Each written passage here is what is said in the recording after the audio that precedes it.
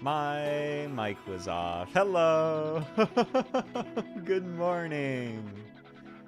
Look, I'm 3D.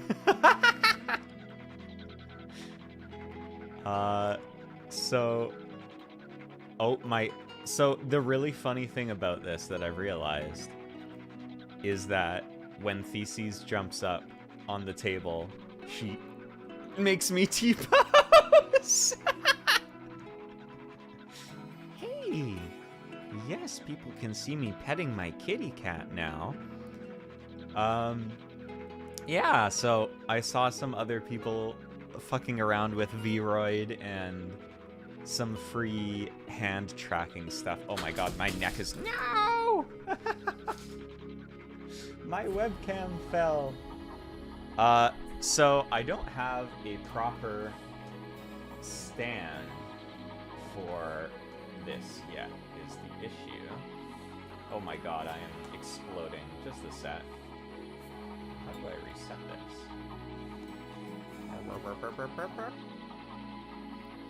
Cat! Whoa. I'm back. Thanks, cat. Here, girl, come here. You're gonna knock down the camera again. Oh my god.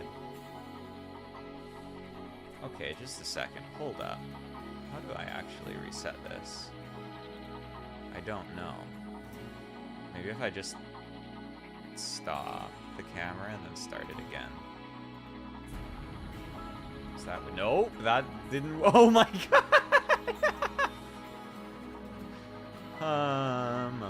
Oh, is it because it's upside down? Just a second. Yes. Wait. How do I make you flip around the right way? Uno momento. Eh?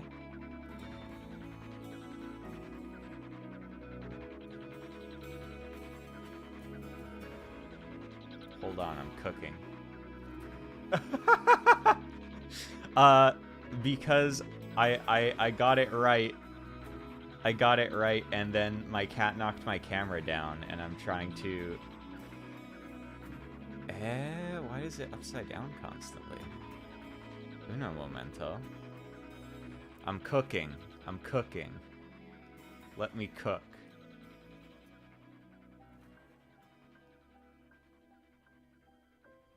Oh, okay. Now, if I put this here... Hello! It works! Ignore the fact that I was T-posing. Yeah, so... I saw some other people fucking around with Vroid and hand tracking, and I was like, that looks fun! I'm gonna learn how to do that! So I did. And now I can be 3D, even if it's incredibly scuffed. Especially because, as I have found, whenever parentheses gets in front of my camera, I just start T-posing. And also, so I'm using a phone for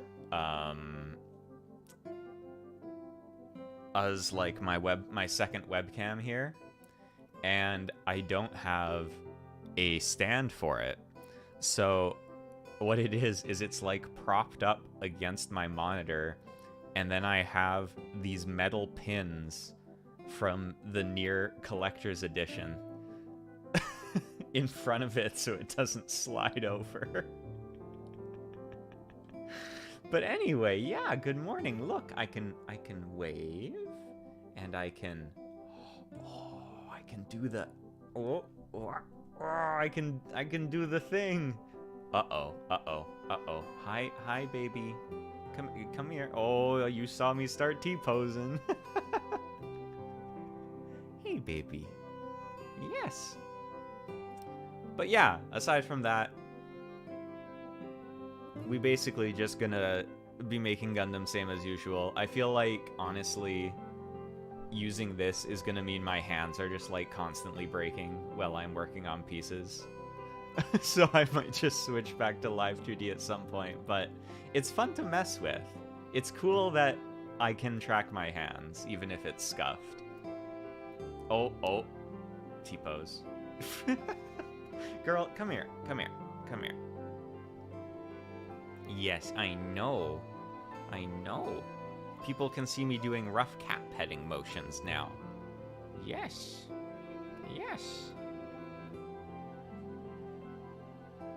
And drinking my coffee.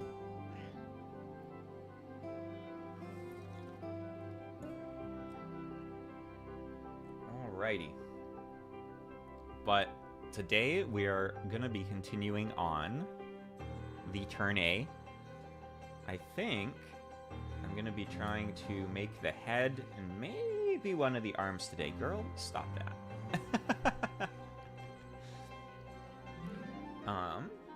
But yeah. How has all of y'all's week been? Mine's been pretty crazy with work. So I'm very glad it's the weekend now. Hey! Girl, chill. Come here. Okay, we need A and G and C. No. Oh my god, cat. Come here. I know, when I got up, I pet you a bunch, and we played a bit, and then I was like, okay, I'm gonna go stream now. You are so crazy. Okay, what do we need from C here? C 24 and 23.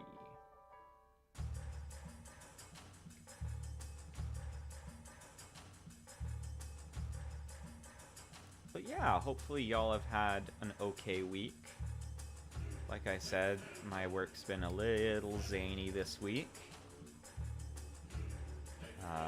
But it is a long weekend now, which is exciting because somehow it is now September, which is kind of scary.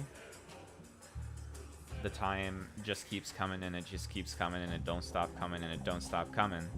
But that means, at least here, it is Labor Day on Monday, so I don't have to work. Which is pretty cool. I kind of like not working. Because I get paid by salary, so even when I have a day off, I still get money. Yay! We need A15.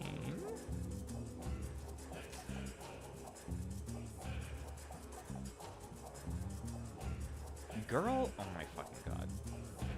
So, the downside of that is also that when I work overtime, I do not get paid overtime pay. So, it's a double-edged sword.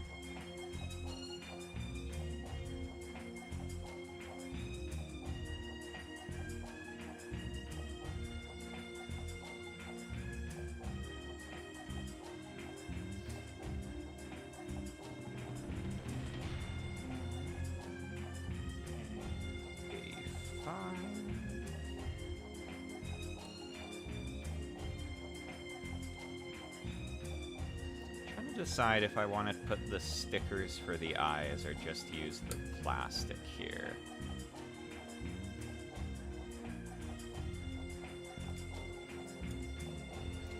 Ah!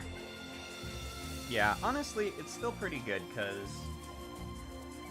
if my work was more evil, it could be bad. But they're pretty good about, like...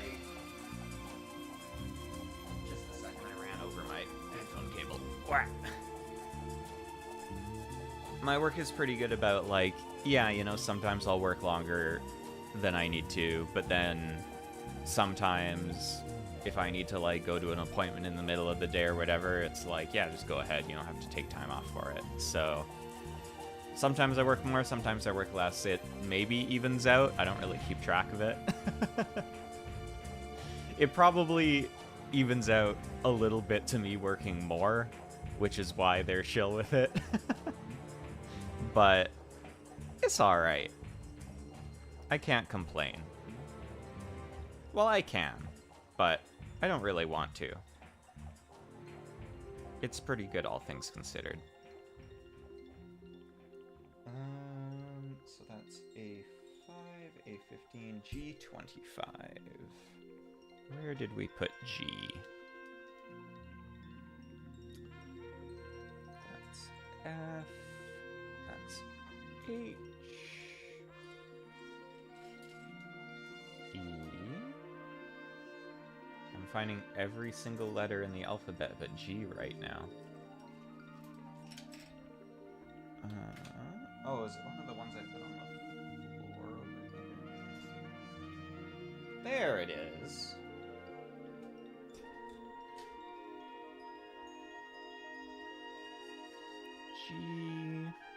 G25, 25. There we go.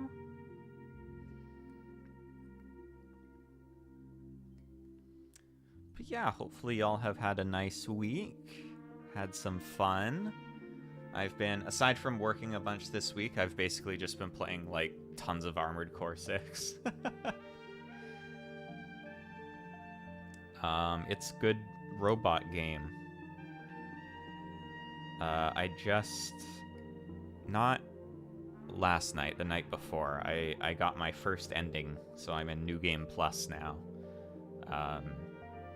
And it's pretty neat. The game has 3, oh, can I do this? It has 3 endings, like the number of fingers I'm holding up. It's so funny, I'm like doing this like it's a big deal, but like I literally have a hand cam. I can just put my fingers out. Yeah, so it's got 3 endings with kind of like branching paths, and then the other neat thing is that like on New Game Plus runs, there's new content. So there's like extra little bits of story stuff, and then some of the missions you can make different choices and do different things. So it really feels like the game is very much not over when you finish it the first time, which is nice. And you get to take all your cool parts and mech stuff into New Game Plus, and then there's more stuff you can unlock, and it's good. It's very fun. The last missions were very cool in anime as well. I enjoyed them a lot.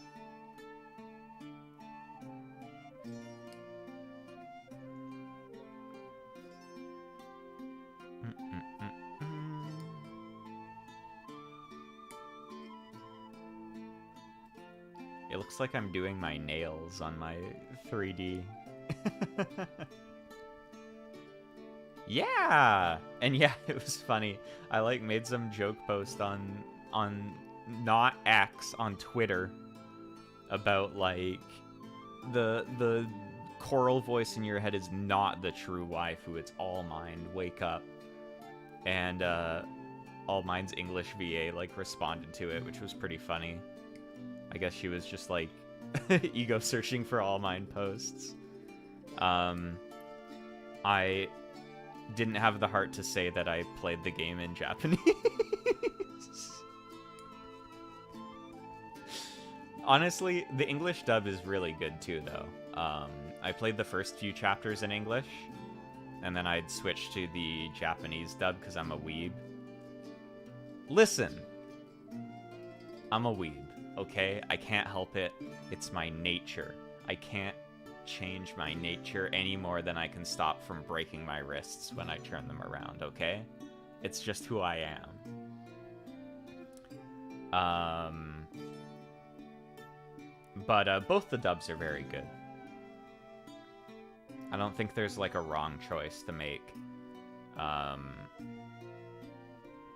The only, like, all of the main characters I think are really awesome in both.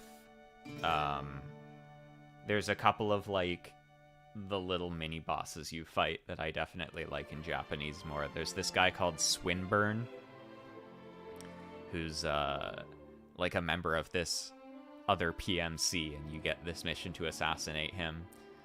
And he just kind of sounds like this little like, oh no, stay away, Raven, in English. Like, he sounds fine, but he has this like perfect snooty voice in Japanese, and it's so much more satisfying to blow him the fuck up.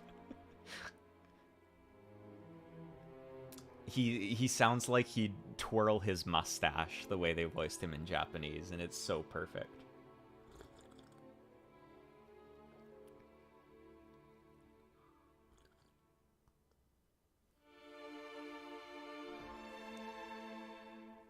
And also, you're Rusty in Armored Core calling you buddy is good in English, but in Japanese he calls you senyu.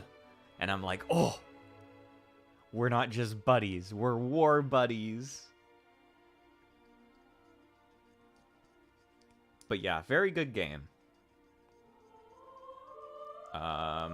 It's kind of insane.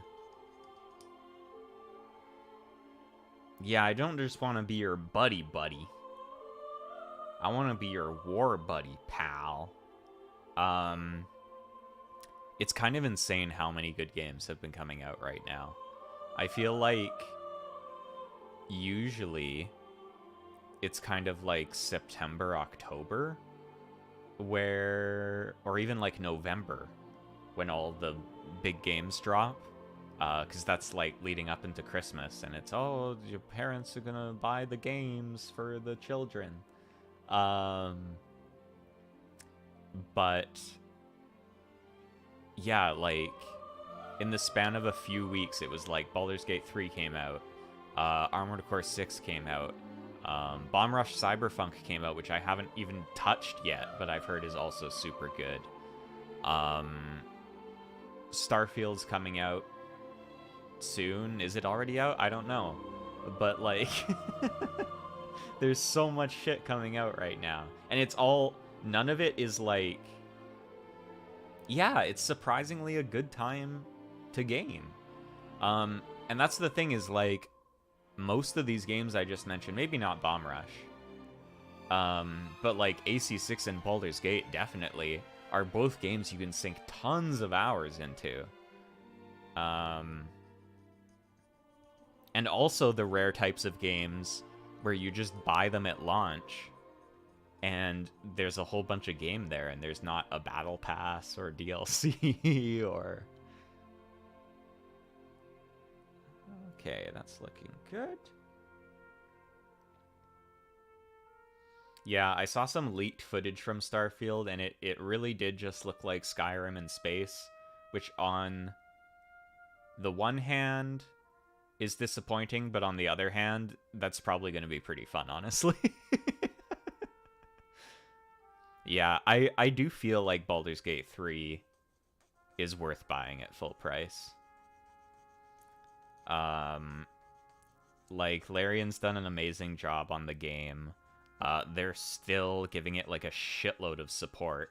I know, like, the one big complaint I've seen is that Act 3 of the game feels a little unfinished. Like, it feels like there's kind of some stuff that's been cut there and some stuff that doesn't work as well.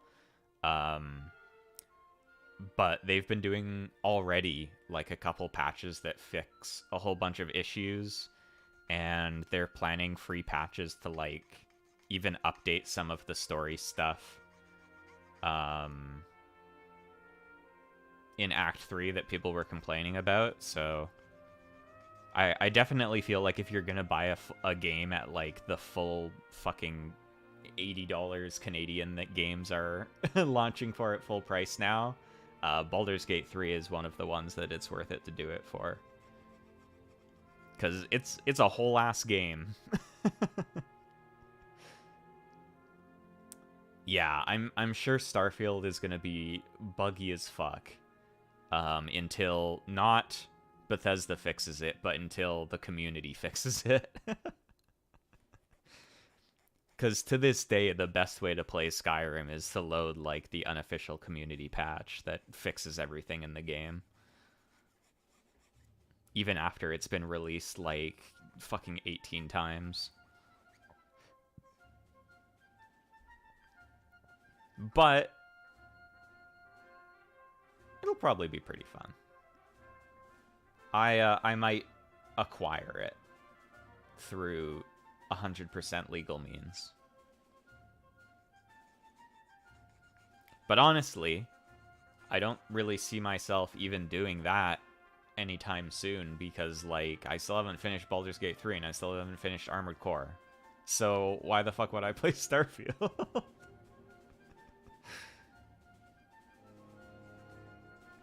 I haven't even finished Final Fantasy 16. That's the other game that came out recently.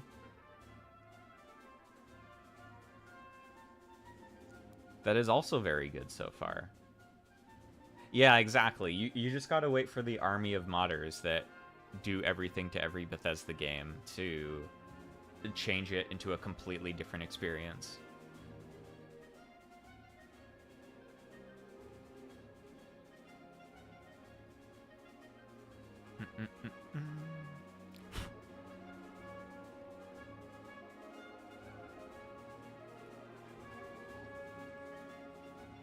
I'm interested after I do my first playthrough of Baldur's Gate 2 to check out. There's a modding scene for it as well.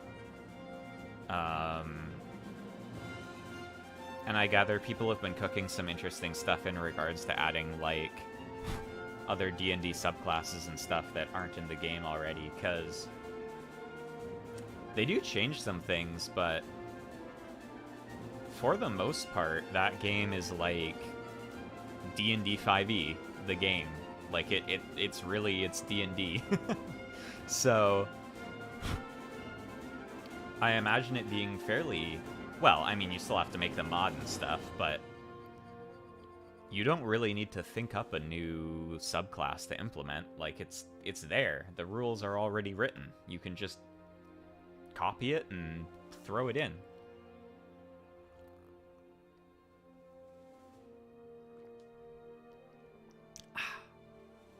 Okay. I still have to decide whether I'm going to use the stickers for the eyeballs or not. What do the stickers look like? Where are they here?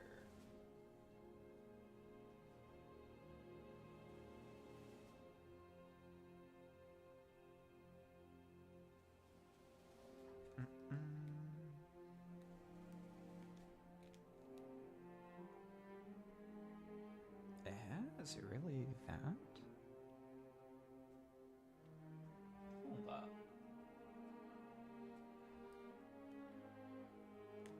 Let me see how it looks. You can see me opening plastic with my mouth. Let me see how it looks, and then if I don't like how it looks, I'll just rip the sticker off and get rid of it.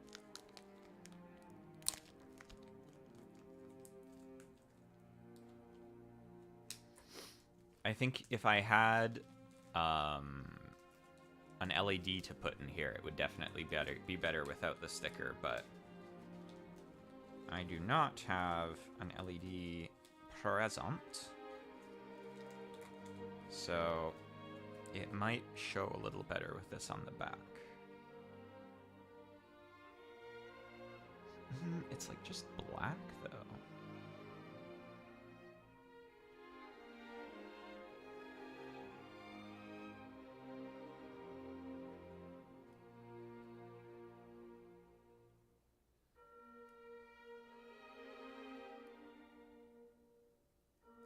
Oh, no, I see. I understand now. Okay, yeah, this will look better.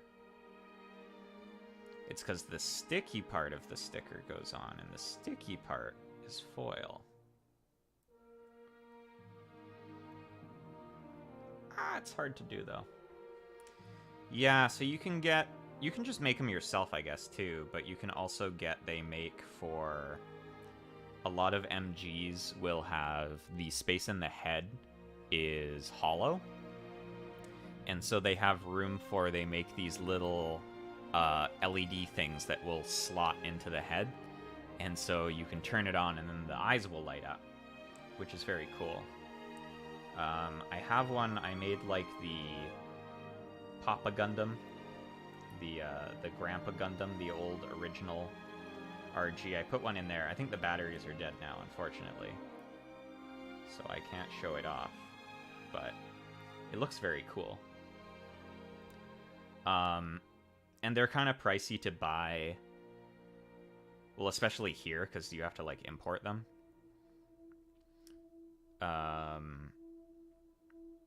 But you can totally just make them yourself, too, if you have, like, an LED and some batteries.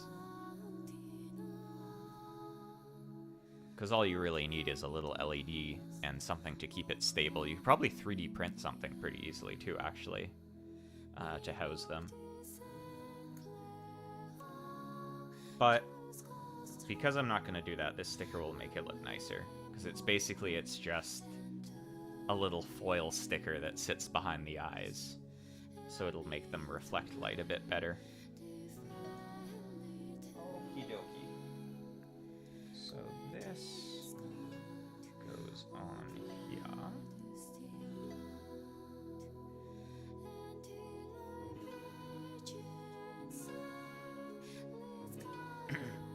Yeah, there's some people do like some pretty crazy stuff with Gunpla and LEDs. Like they'll get like clear parts, or actually people have done like I've seen with like cotton, like painted cotton too, to do smoke and like exhaust out of the thrusters, and then they'll stick LEDs in it to make it look like it's fire. It's really cool. Oh, the cat is back. Hey, baby. Are you gonna make me T-pose again? Hi. Yes, you're a good kitty. You are. No, you don't need to go on the table. You don't need to go on the table. That's where the Gundam stuff is happening. That's where the Gundam stuff is happening. Come on. Boop. Yes, I gave you your breakfast. It's on your plate.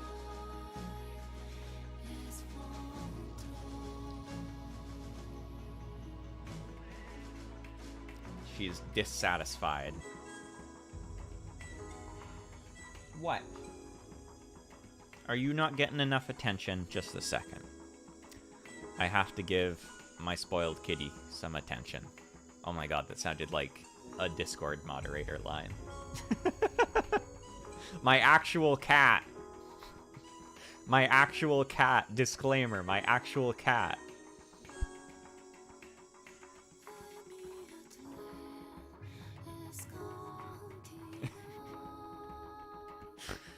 Oh, I have to give my spoiled kitten some attention.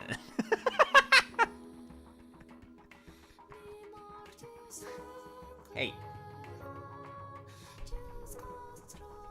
Hello? I still think it would be really funny to try and make hand over the nitro. I still think it would be really funny to try and do, like, Gunpla building ASMR, but try and make it sexy. POV. Oh my fucking god, don't knock over my phone again. I finally got it fixed. Come here, come here, come here. Just like the idea of, honestly, the hard part is not doing the sexy voice. The hard part is not laughing directly into the sensitive microphone. Because just imagine, like, POV, you're a naughty little Gunpla fart.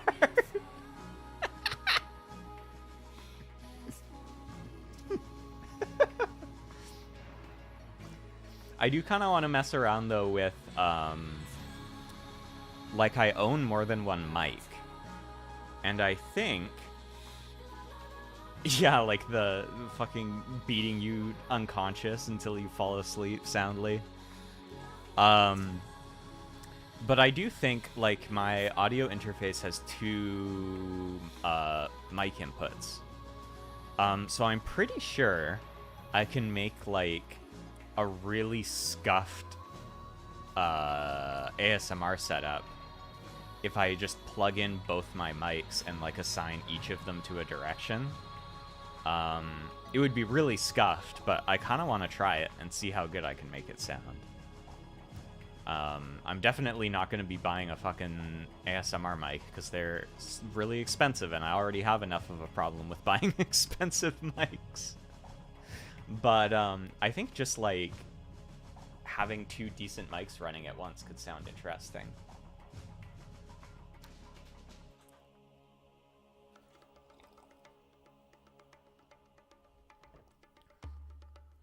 The real problem would be keeping them stable because I only have 1 mic stand.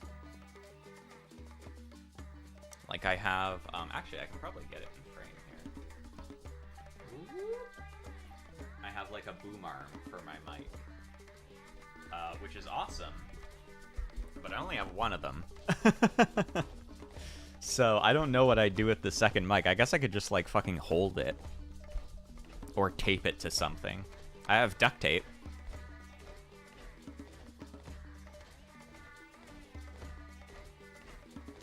Okay, I'm gonna panel line these headpieces before I put them together.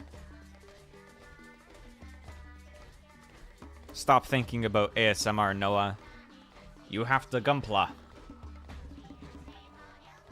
I think I might ultimately want to paint this piece on the head. Oh, actually, there's little tiny stickers for it, too.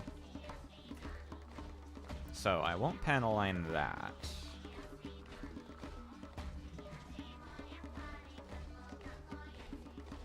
Kind of wish they had a separate plastic piece for it, but it's fine.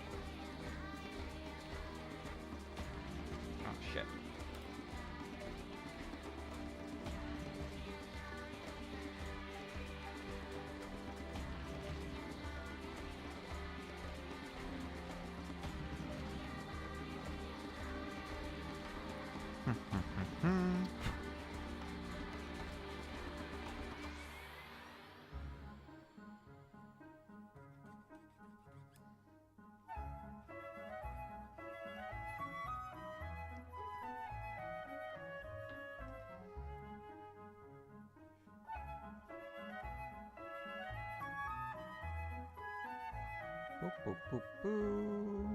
Yeah, that shows up a little better.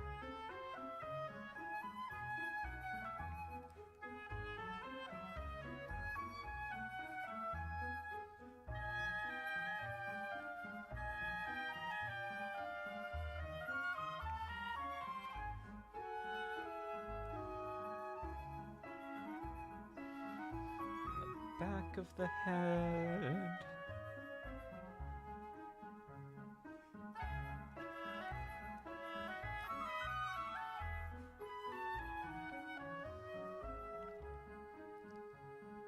There's a lot of like really tiny panel lines on this kit, and because they're so shallow and the gray panel liner is pretty watery, it kind of just like wipes out of them and doesn't stick that well. So I'm using the black one, but I want to be kind of careful because unless you get it off really quick, it can kind of stain the pieces you don't want black.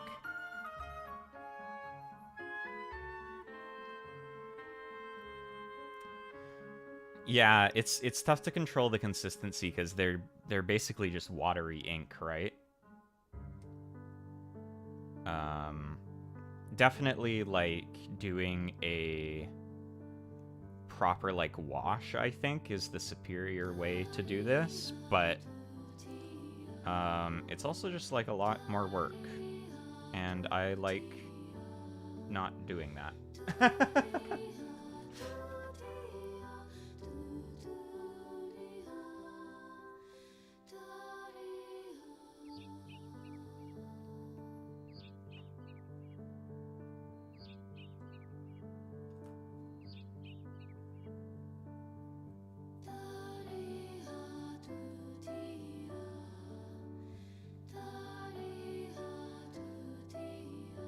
Also, if the panel lining gets messy, you can just be like, it's weathering.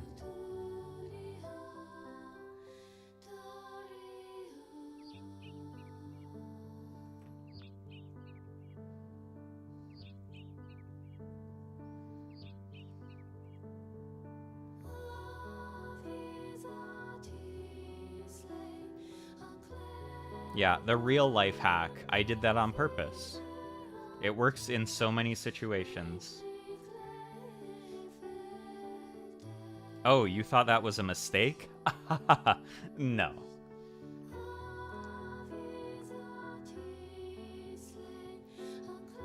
Little did you know it was all part of my masterful plan. Hi, parentheses. Yes. You have so much energy this morning, like always.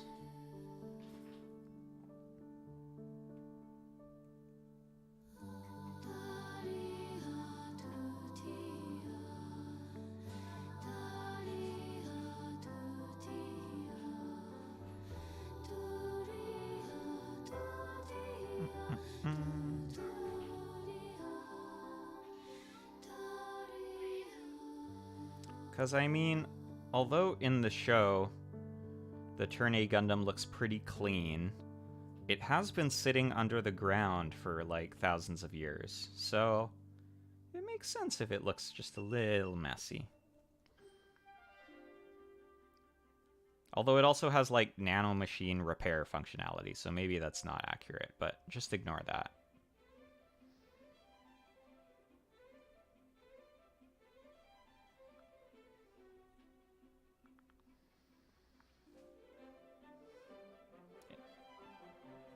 Yeah. Actually, the Gundam's leg being snapped is battle damage. It's not like my cat bit it in half. Honestly, like, anytime, especially when I used to use, like, old metal files, if I'd, like, sand apart too much, I'd just be like, it's battle damage. Cat. I notice you are in the way again. Hey, don't fucking bite the stickers. I'm gonna put them under something so you can't get at them.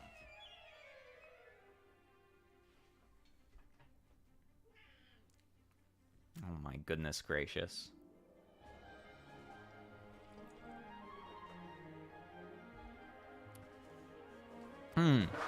So the armor being battle damaged is a good thing because it means it did its job. It protected the pilot. Okay, how does this go together? This goes on top of this.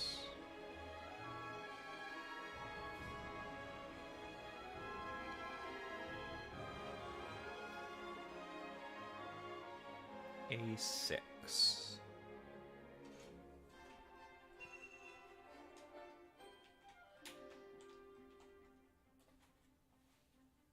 There it is.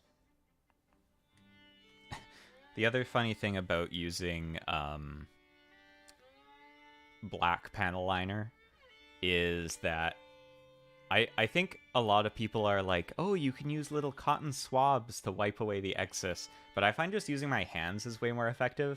But the result is, you can't see it on the webcam super well. And my fingers get all, like, super stained. But it's kind of fun. It makes you feel like, a real robot mechanic.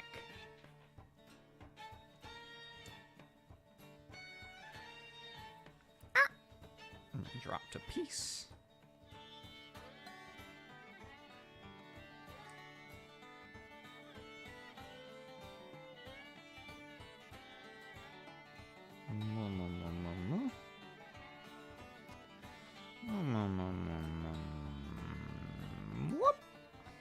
go.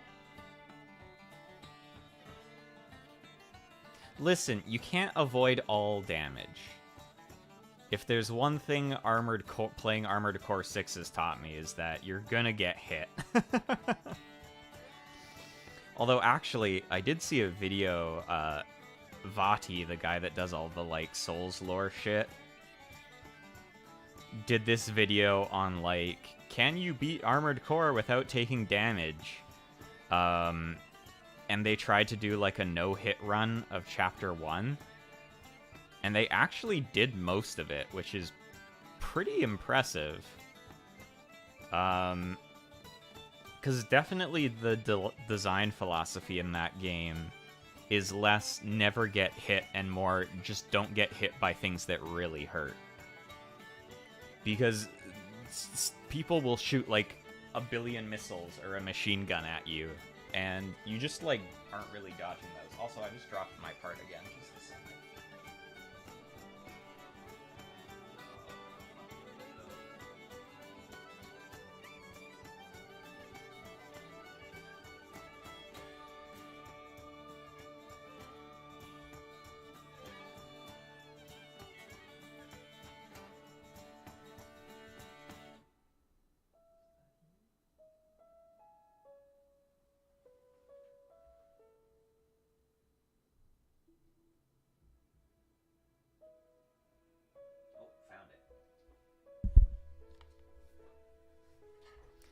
I really gotta replace this rug I have under my desk because it seemed like a really good idea in terms of soundproofing myself from my downstairs neighbors a little bit.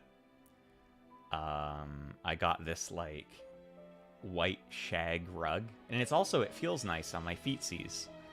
But the problem is if you drop like little pieces of plastic into it, it just devours them.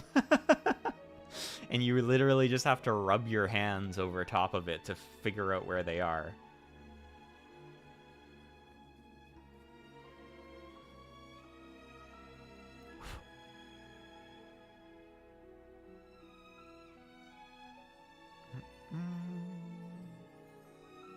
Okay, that's looking good. This goes here, I believe, right?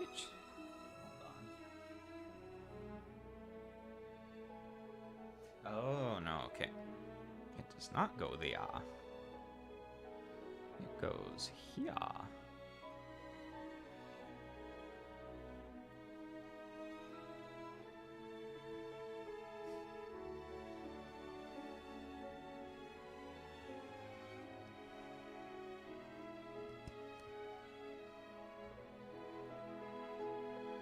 And then this goes like that.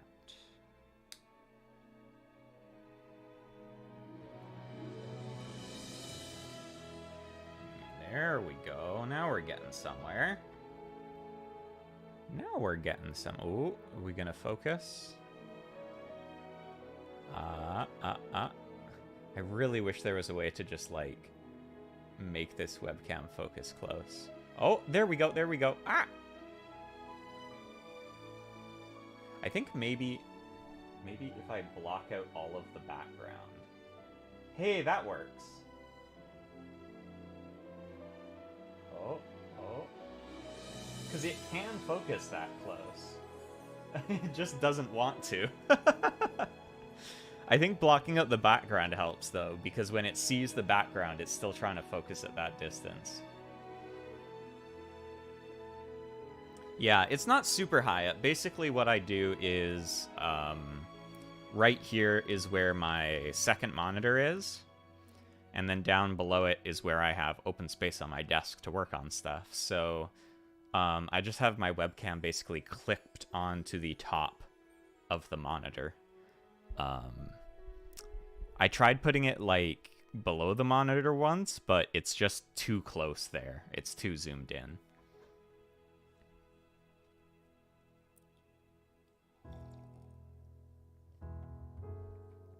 Okay, now It's mustache time. It's amazing to me that the Turn-A's mustache is so important. It gets its very own runner. There's no other pieces here. It's just the mustache.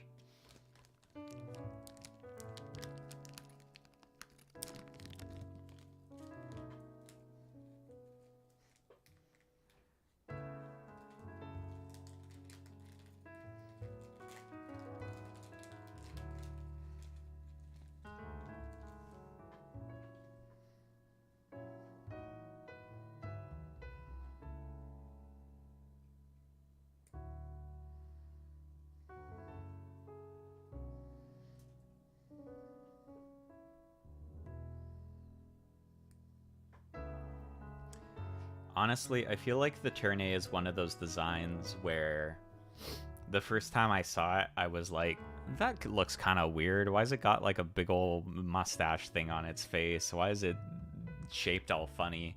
And now, like, the more familiar with it I've got, every time I see it, I'm like, fuck yeah, Turn-A! Mustache Gundam, I love you! I think part of that is just watching the show, too, though.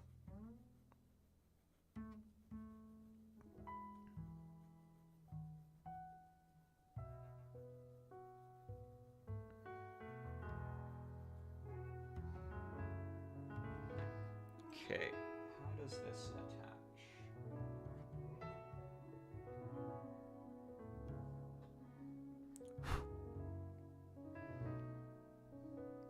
Like this? Yeah, there we go. Now we are cooking.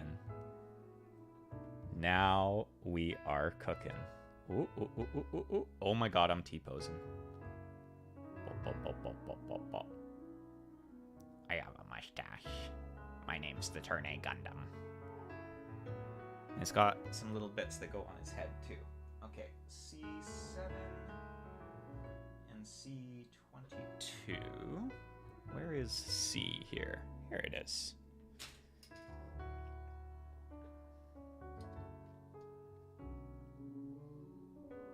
Yeah, it's kind of neat.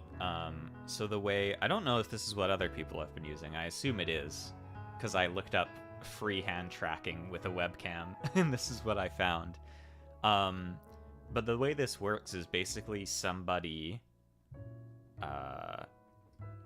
made, like, software to do webcam tracking for free. It's called, like, DSS Body Tracker.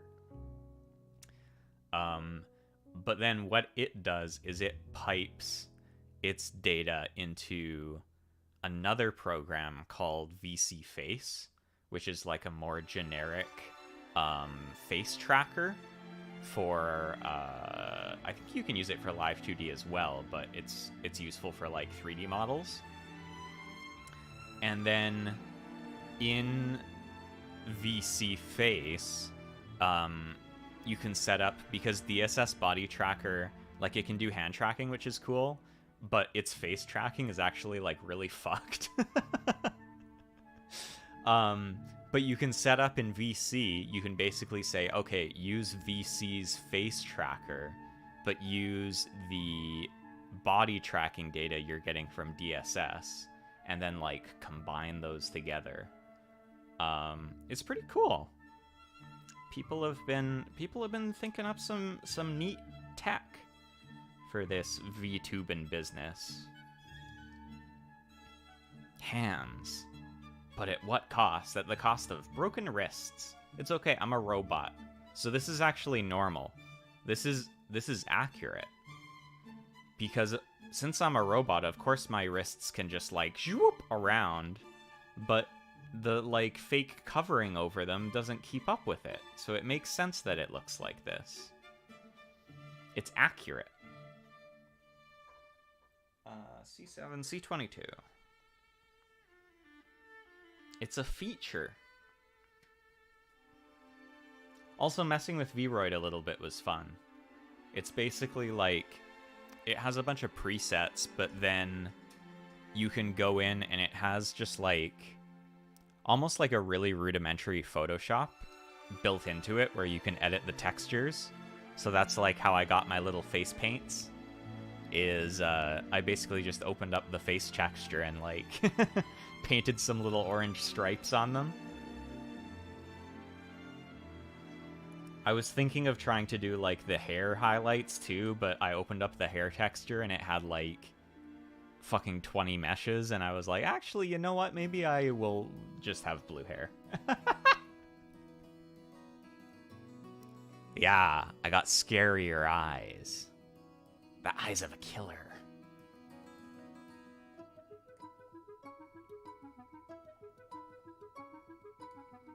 What's that line from Night in the Woods? And the last thing you'll see is my eyes. Demon eyes. Exactly. This is what AC6 does to a robo. This is what happens when you work for the corpse.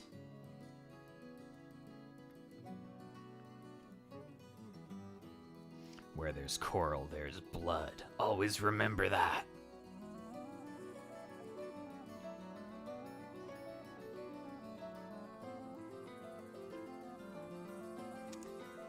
I've been having fun watching other people streaming AC6 as well. Especially because I've been, like, no-lifing it recently, so I'm a bit ahead of where they are. And I know for a fact that some people in particular are probably it's gonna make them cry. I'm excited for that.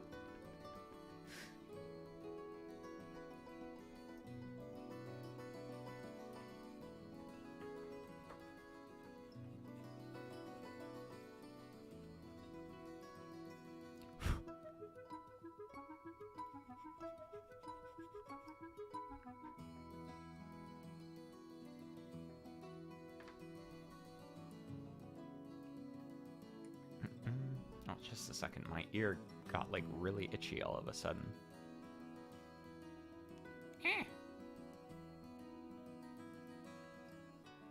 There we go. Problem solved.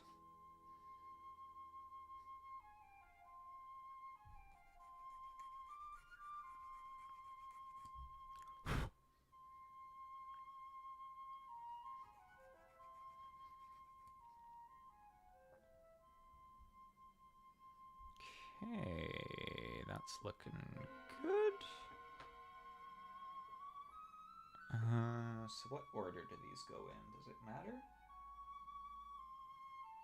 It doesn't say anything on the instructions, so maybe it doesn't. So that goes there. And then this goes in the back. Oh, I missed a little bit here.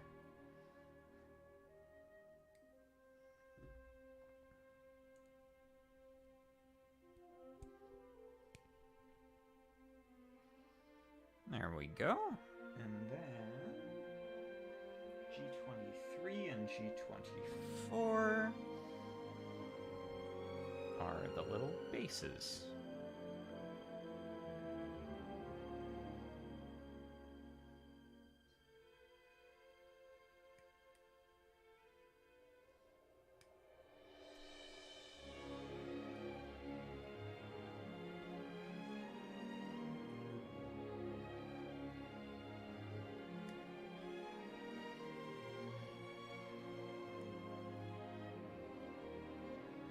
Hey, that's good. Yeah, I was thinking, I was like... Because when I saw other people messing around with it... Yeah, the occasional mess-ups are fun. When I saw other people messing around with it, I was like, ooh, I kind of want to mess around with 3D as well. But then I was like, No.A, like, all your streams are just you holding a controller using a keyboard. Like, it's not going to change anything. But for these, it's kind of nice. And I feel like it could be fun for karaoke, too, because I move around a lot when I sing.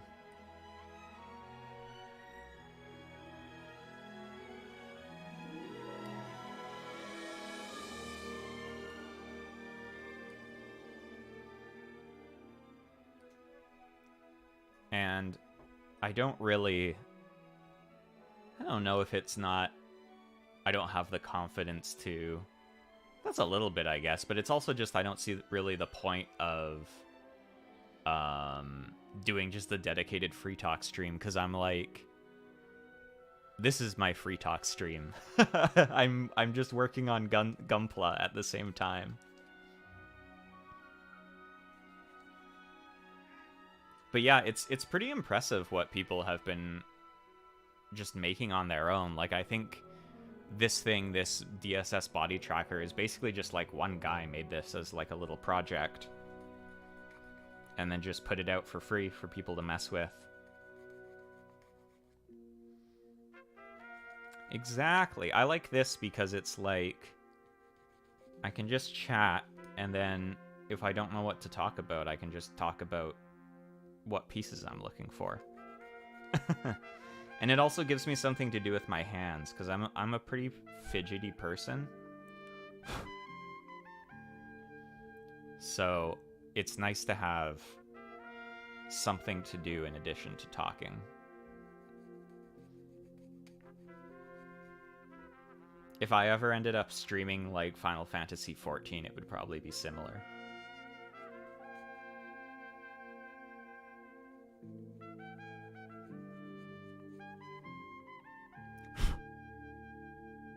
Although it could be fun to stream when the expansion comes out to that, actually streaming, like, doing the story for it.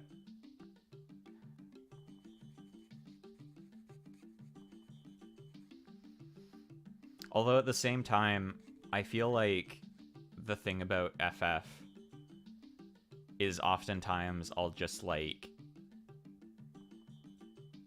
Oh, trust me. I've already been dragged into that hole. You do not want to know my playtime on Final Fantasy XIV.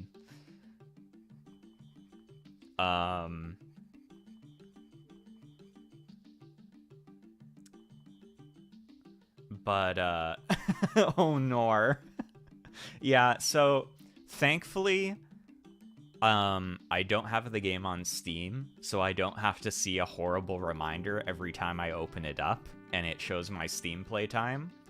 But there is this evil thing in the game where you can type in, like, /age into the chat, and it will tell you how long you have played. And the really cursed thing is that it will put the time into, like, days. And you will see just how much of your life you have spent in the world of Eorzea.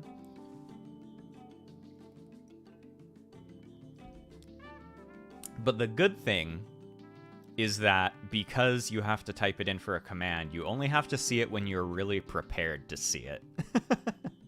It's not just shown to you.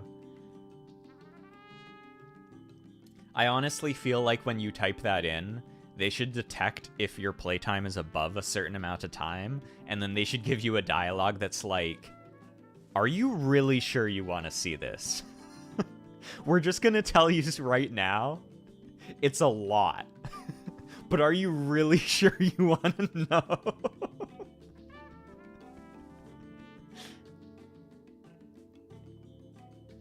Yeah, I have been... visually age your character too. It's actually... one kind of cool thing they've done is... so they have... for, like, promotional material, they have, like, a canon main character, right? Oh, you can kind of see me do the quotes. I think people usually call him Meteor, but he's like the canonical main character of the game. And you can see if you watch the cinematic trailers for each release, he visibly is aging, which is pretty cool.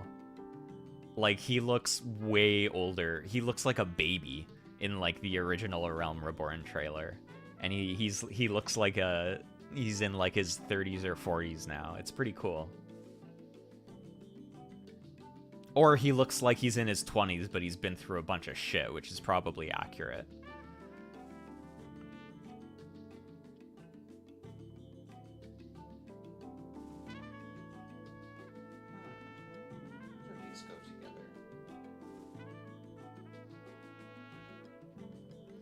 But yeah, I have been...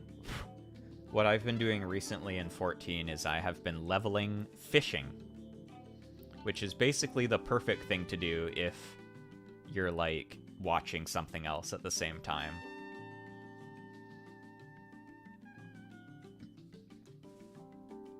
It's pretty fun. They've actually got a fairly complex fishing system in that game.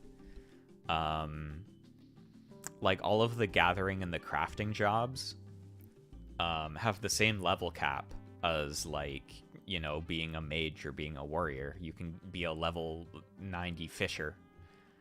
And the really funny thing is the progression is, as you level up fisher, you unlock various skills, but you also unlock traits that let you fish in different environments. And they just start getting crazier and crazier. Where, like, I think around, like, level 35 or something, you unlock this thing called, like, dune fishing. And it's like, yeah, you can go and you can fish in, like, sand now for, like, special fish that swim in the sand, you know, fantasy fish. But then it starts getting wilder. Around, like, level 45 or something, you get, like, sky fishing, and it's like, oh, you know, fish that swim in the seas of the way up high in the sky. And it's like, okay, that's pretty crazy. And then, like, level 55, you get, like, lava fishing. You can now cast your rods into the magma. And then I haven't gotten to this point yet, but I think around, like, level 82 or something, it's just, like, space fishing. Throw your fishing line into space.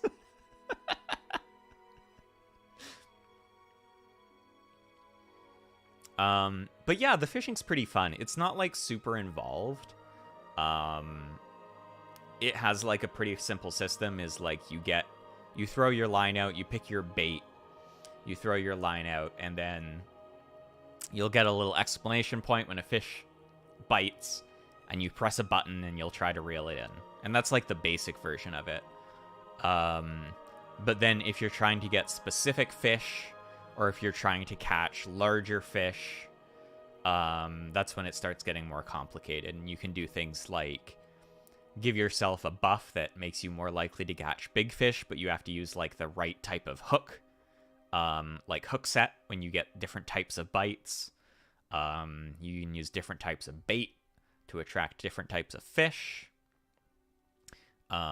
You start getting skills that let you be, like, reduce the likelihood of catching this type of fish again on your next pull. So yeah, there's some stuff going on there. But mostly it's just fun because you get to adventure all around the place and find different fishing holes and catch different fish and read the funny little tooltips the team has made for them.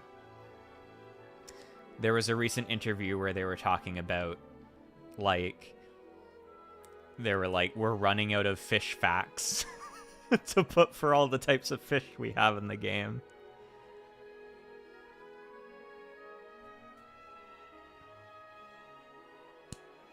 Okay, that goes on like that. I think the head is pretty much done. It is.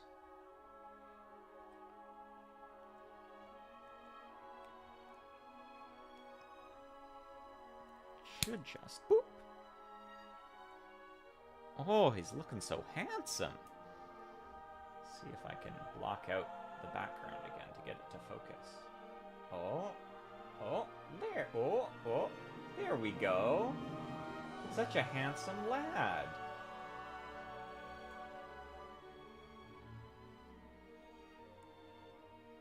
There's like a little bit of rough plastic on the mustache there. I'll sand that off later. All right, now it is time for arm.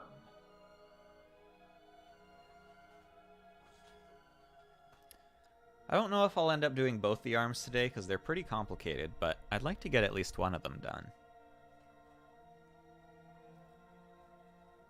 Let's do the left one. So we need... Shit.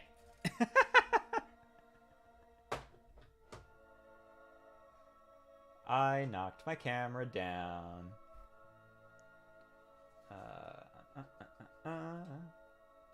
I am gonna get a stand for this. But for now... For now, I will have this very scuffed way of trying to hold it up. There we go. There we go. Easy, easy, easy. It doesn't fall that far, and there's like a playmat beneath it, so I'm not worried about it getting damaged. But it does make me look a little funny.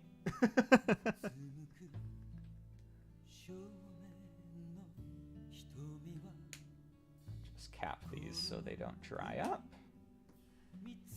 Oh, speaking of theses, hey baby, are you done looking out the window? Come here, come here, come here, come here, come here. Oh my God, come here, get your ass out of there. Hi. Hello, my little angel. Yes, you're a good kitty. H7 and H9.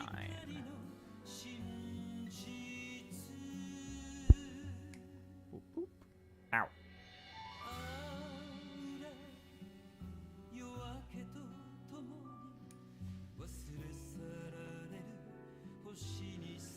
Hi. Yeah, you are a good... Oh, no, no, no, no, no, no, no, no, no, no, no.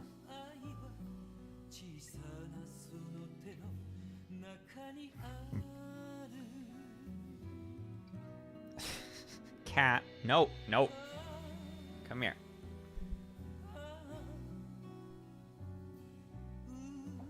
There you go. Good girl. H7 and H9. There, yeah, go lie in your bed. I got her this new little bed that she's liked a lot, which makes me happy. It's always kind of a gamble with cats. Like, if you get them a toy or a bed or something, you have no idea if they're gonna like it or if they're just gonna fucking ignore it completely. But she really likes this bed. It's basically, it's made of, like, really thick, like, corrugated cardboard, which cats really like. They like scratching on it, because they can really kind of get their claws in it. And it's basically just like a little oval bowl made of that.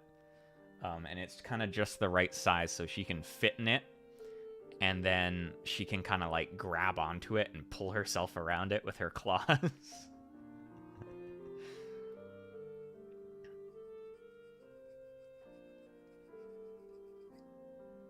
And she likes hanging out nearby me when I am at my computer.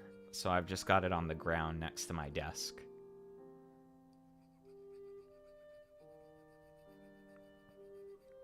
Yeah, it would be nice. It looks very satisfying.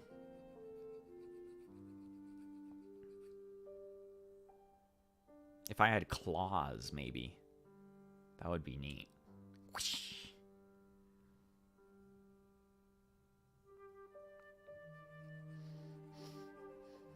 I feel like cats have like the best of both worlds because they have claws, but they're retractable, so they can get them out there, but then they can just put them back.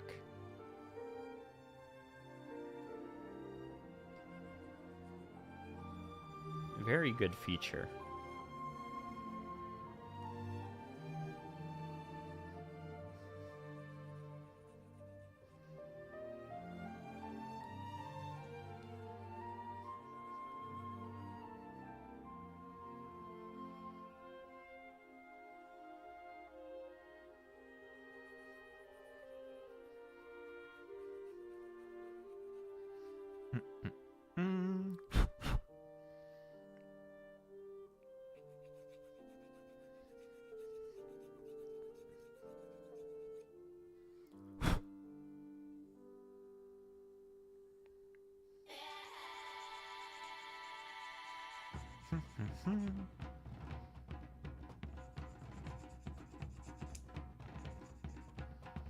But yeah, now that I have finished one playthrough of AC6, I kind of want to start getting back to Baldur's Gate some more. But my main problem with Baldur's Gate is I have this thing, I like to call it, and this is a term other people have used before, is altaholicism, which is that whenever I play an RPG, I always want to try everything. And so I won't finish one playthrough before I start other ones. So it's like I've just gotten to Act 2 with my main character in Baldur's Gate, but I've already also started an Evil playthrough, as well as a Dark Urge playthrough. Because there's just so much stuff to explore in there. Yeah, because, like, I'm pretty sure Baldur's Gate is using the same engine as Divinity 2, right? But just, like, some parts of it are quote-unquote upgraded.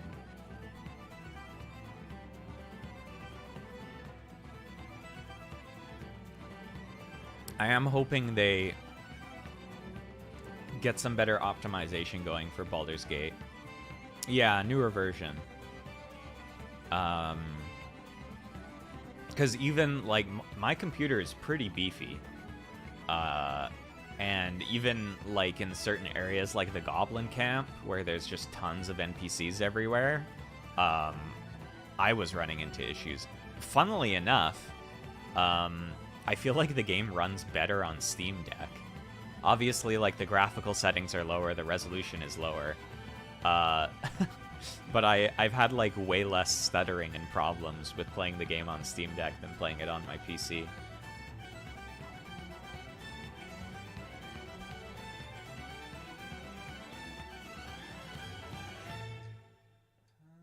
Okay, how does this go together? Like this.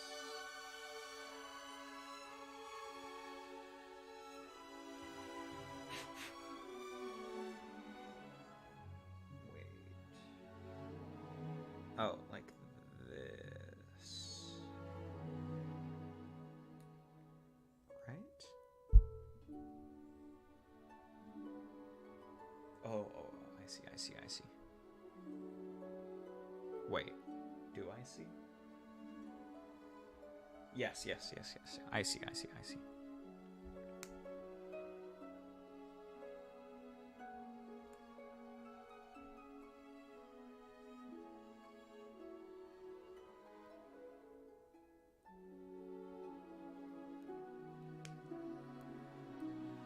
There we go. Like that. And now we need D15, which I believe is over here.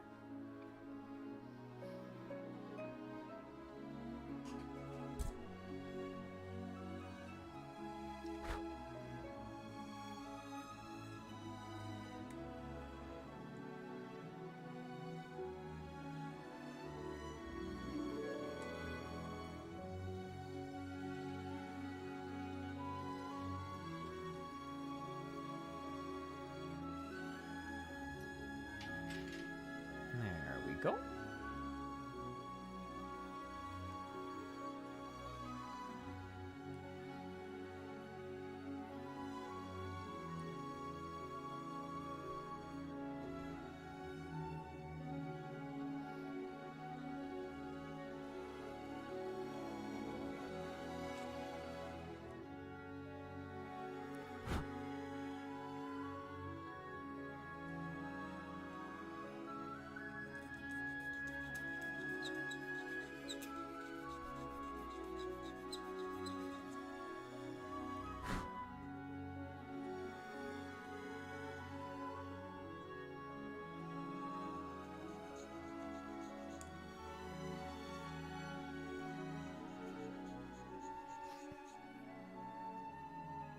And now, good lord, there is a lot of lines to panel line on here, so just a moment.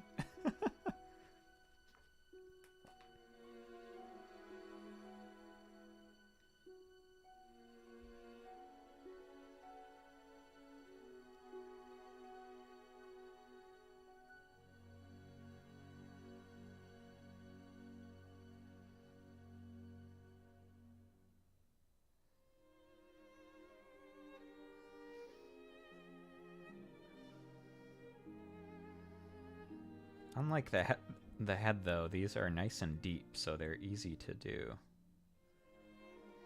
The problem is when they're really shallow, it's tough to get it looking consistent.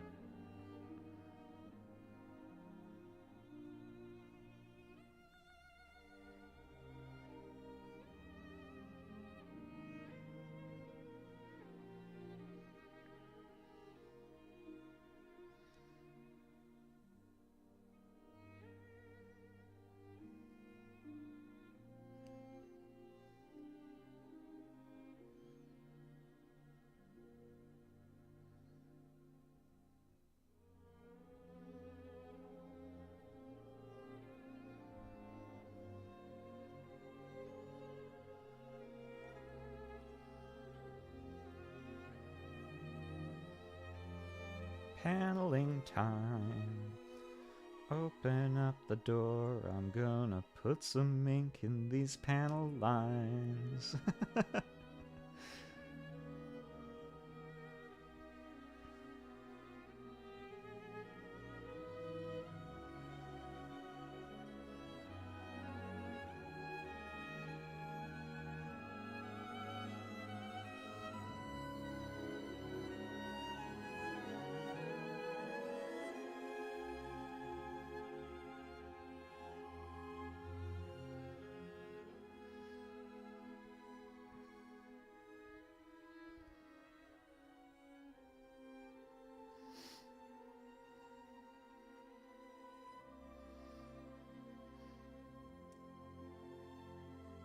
Really, though, I think it's great how easy, like, using something like these panel lining markers make doing this.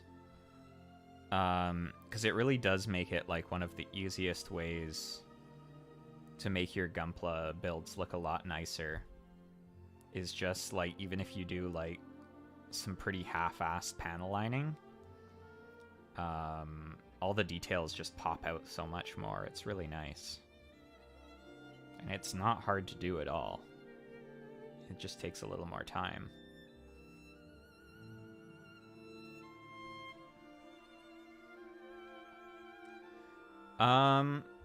There are a few. Generally, for these pens, because they're meant just for adding depth to the panels, there's not really much point to having a lot of colors for them. I think there's some colors, like some people like using, say if you're doing like a red kit, they like using like a really dark red rather than a gray or a black. But generally I find, as a rule of thumb, is just like, if you're doing like a white or like a really light gray piece, then use the gray. And if you're doing a colored piece, use the black. And generally that works. For like the more paint markers, like the ones I've been using to do details on like thrusters and stuff, there's a ton of options for those. And a lot of them will come in sets of like 5 or 6 that have kind of a theme to them. So in theory, you could like paint a whole kit with them. But for those, I find they're better for just doing like small details. To paint a whole model with the pens. Honestly, it probably wouldn't be that bad. If it was like an HG kit, it wouldn't be that bad. But generally I find if you actually want to paint like all the pieces, using like an airbrush or spray paints is a lot easier. It might hurt my soul a little bit, but money's money. And it would probably still be a fun little experiment.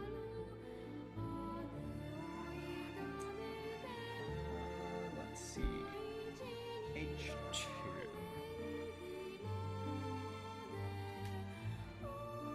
Yeah, $20 is $20.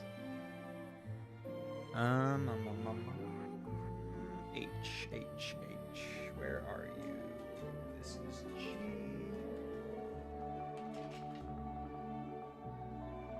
Is this H? No, that's I. Oh, this... the pieces on my lap. There's H.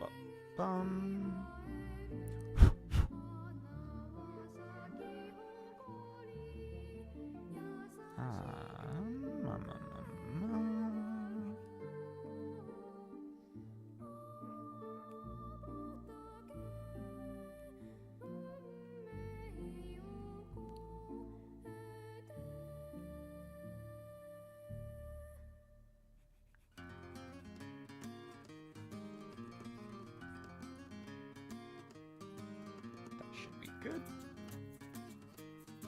Okay, so how does this go on? Like this.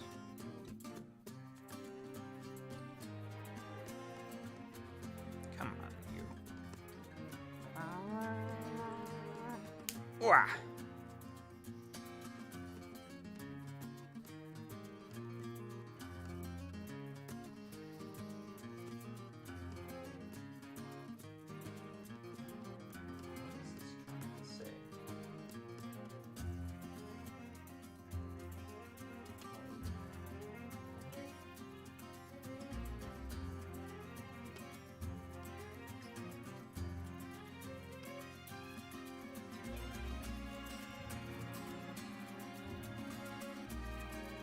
Hold on, I'm a little confused right now. How does what?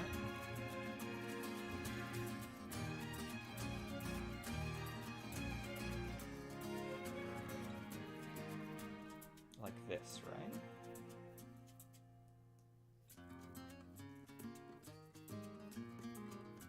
Wait. Oh, I see.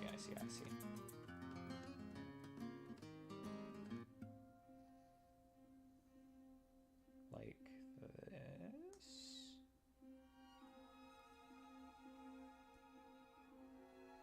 Yes. Okay.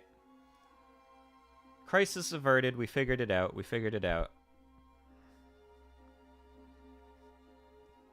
Oh, another crisis though. I am out of coffee.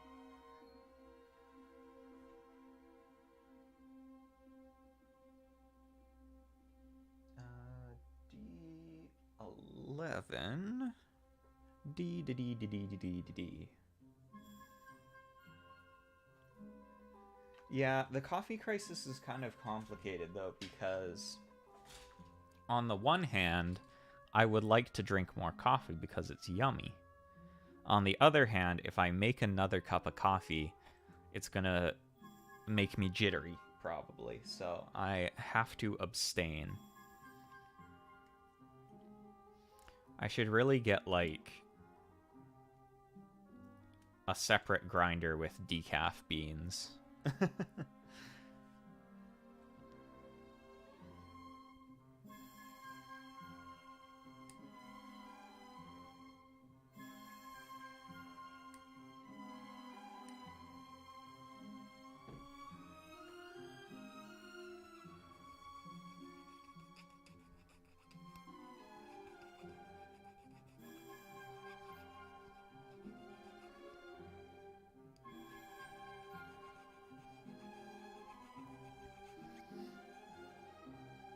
One thing I am happy about is finally it's been getting a bit colder here. It's kind of been feeling like fall the past week, actually. And that means it's gonna be hot chocolate time. Woo! I love me a good hot chocolate, but it feels wrong to drink it in the summer when it's hot. Meh time of year. I like autumn. Autumn can kind of suck here because this is when it starts getting really rainy. But right at the start of it, I like it because it just like... The thing about the summer here is it just like doesn't fucking rain in the summer. And so right at the start of autumn, when it starts actually being cloudy and raining, it's very novel. And it's like, ooh, finally rain. You know that thing where when it rains and everybody above a certain age goes, oh, this is good, you know, the ground really needed this. That's what I do. That's what I do now. And it's like new and novel and nice. And then I know in like a month or two, I'm going to be like, motherfucker, it's raining like every day. This sucks. But at least for now, it's very cool.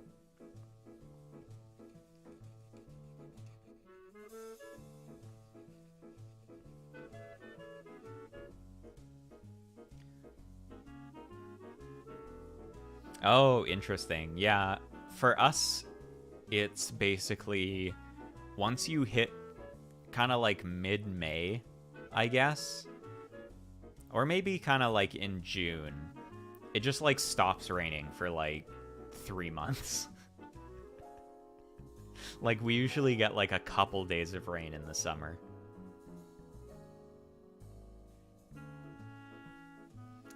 Which is bad because it means that like every summer, like half of my province catches on fire because there's a bunch of forests here.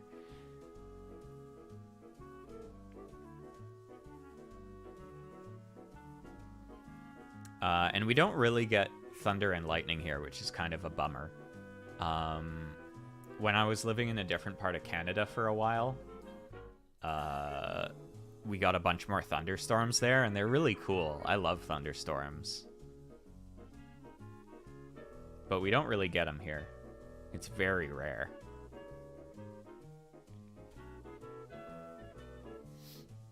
Yeah, honestly, if you could send like a little bit of rain over to us for the summer, that would be nice.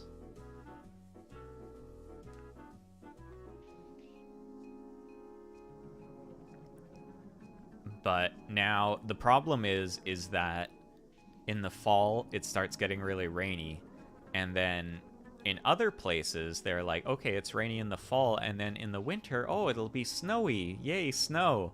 But it doesn't get cold enough for that here. So here it starts getting rainy in the fall, and then it just rains for like fucking half the year. Because it's also really rainy in the winter.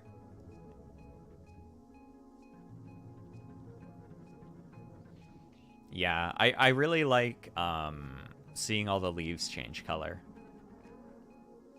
Like when you get those crisp autumn days where it's like sunny, but it's getting kind of colder and all the leaves are red and stuff. It's really nice. I like those a lot. I'm looking forward to, I think I've mentioned before, I'm planning like a vacation to Japan this year.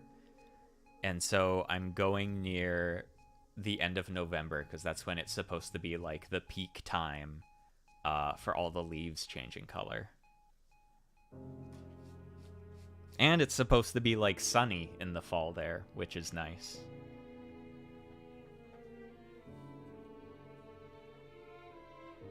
Anyways, arms. I got distracted. I need to panel line this wrist piece.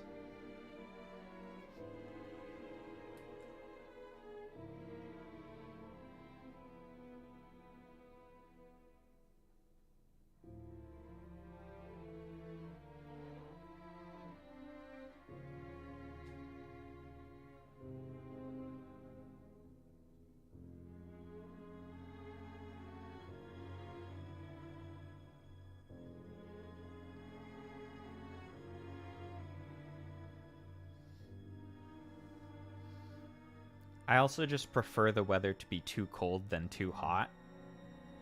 So I kind of appreciate the cooler months for that. Cause I like bundling up. I'm cozy pilled. When it gets too hot for me to like have my sheets and duvet on at night, I'm unhappy.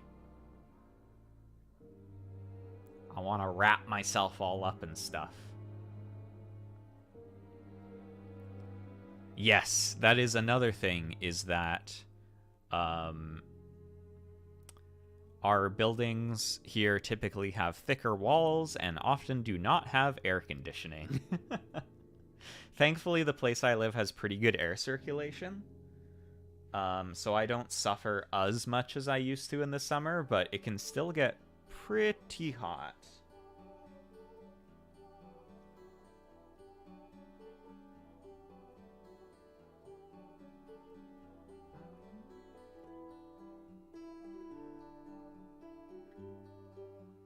Like this, right? Bingo. Like, I think a lot of people that live in hot countries, when they hear us Canadians or, you know, other people that live in colder places complain about the heat, they're like, oh, it's not that hot. Come on, why are you complaining? And then they realize that you cannot escape the heat because your house does not have air conditioning. And your house is actually even hotter than it is outside.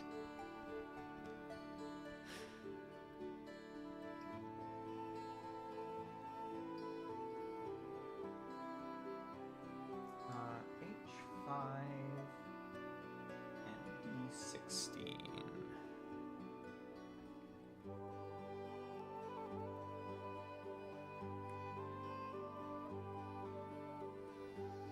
Yeah, when I was living elsewhere in Canada, it was really brutal in the summer there.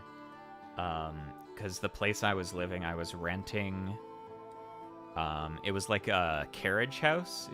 I don't know if that's a term that carries over to other places, but basically, like, these people had like a couple rooms over top of their garage, and it was kind of separated from their main building, and so they were renting it out, which was pretty awesome actually, because it was like essentially totally separate from the rest of the house. It was basically just connected by this like little hallway tunnel.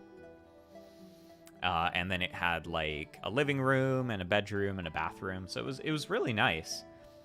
But it got obscenely hot in the summer. Because I think the issue is like the ceiling would heat up during the day, and then when the sun went away, just all of the heat from like the roof shingles would seep into the house, and it was like a sauna. It was so bad, and it just had these little tiny windows. It was brutal in the summer. In the winter, it stayed nice and cozy, which was awesome because it got like super cold there in the winter. But yeah, it was just like 30 degrees there permanently in the summer inside, like at least 30. It was so rough. It was the kind of weather where you have to like wash your bed sheets like every day because they're just covered in sweat. Oh, Cat is back. Hey, baby. Because I also get super sweaty in the heat.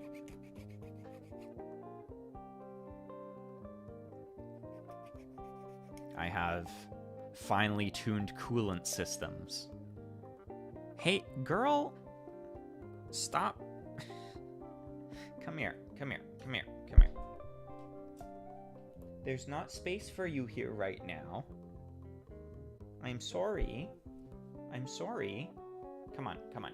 Get out of here. Get out of here.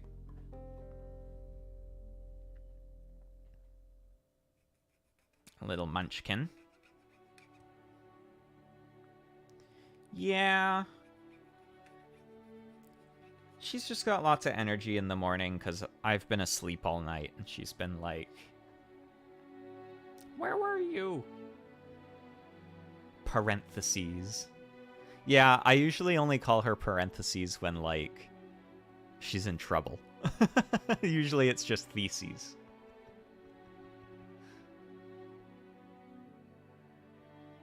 And then when she's really in trouble, she gets the full parentheses semicolon.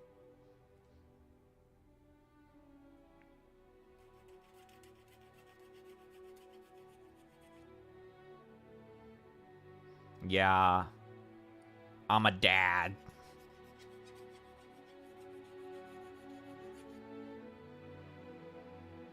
That's my baby.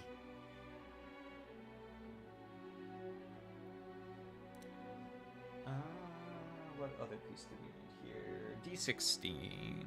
D. Where did I put D? There it is. Whoa.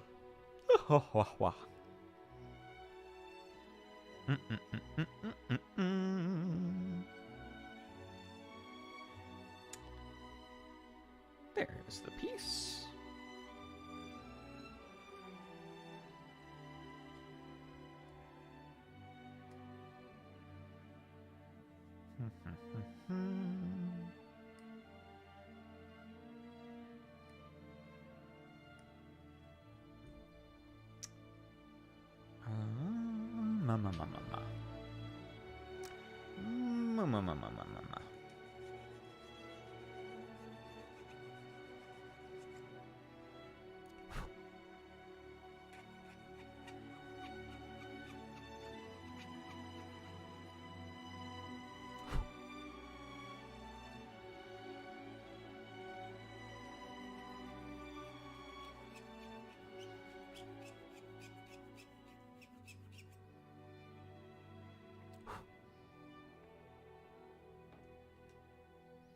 Panels.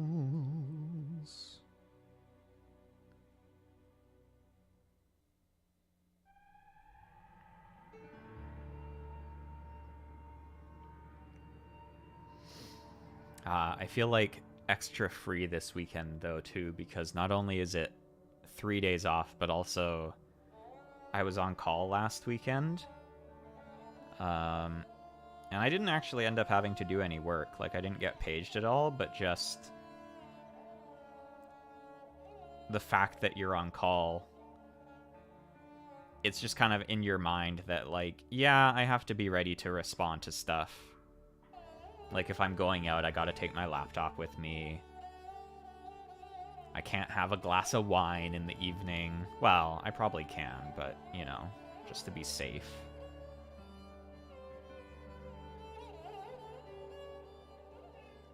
I can't have 2 glasses of wine in the evening. Maybe let's change it to that.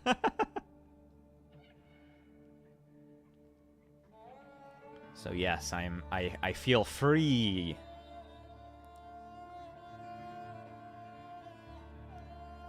Yeah, it's just you have to be ready. Thankfully, like, most of the time, nothing happens. Our team has been, like, getting better about fixing things that would cause us to get paged out of hours, so... And oftentimes, even when they do happen, it's just kind of like you have to check on it and make sure it's not something serious. Girl, get out of here. But yeah, just feeling like you have to be available is a different thing. It is nice, though. Like, our team is a lot bigger now than it used to be, even just, like, a year-ish ago. Which means we have to be on call a lot less often, because we have a rotation. Hey! Stop! Because for a while, our team had, like...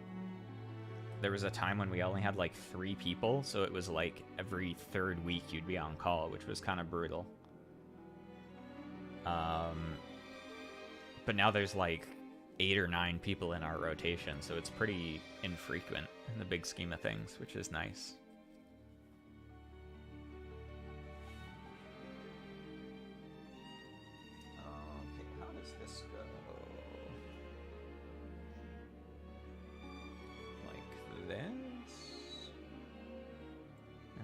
this goes on the outer part of that. Like so. Looking spiffy. And then that clips on to here.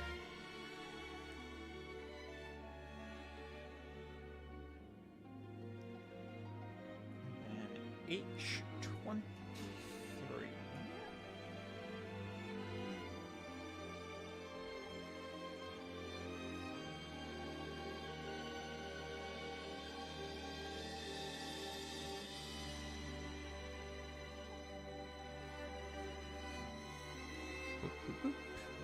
Boop, boop, boop, boop.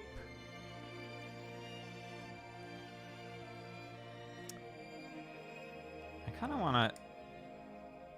Maybe I'll do this weekend. I've been kind of wanting to learn more about, like, mixing and tuning for singing.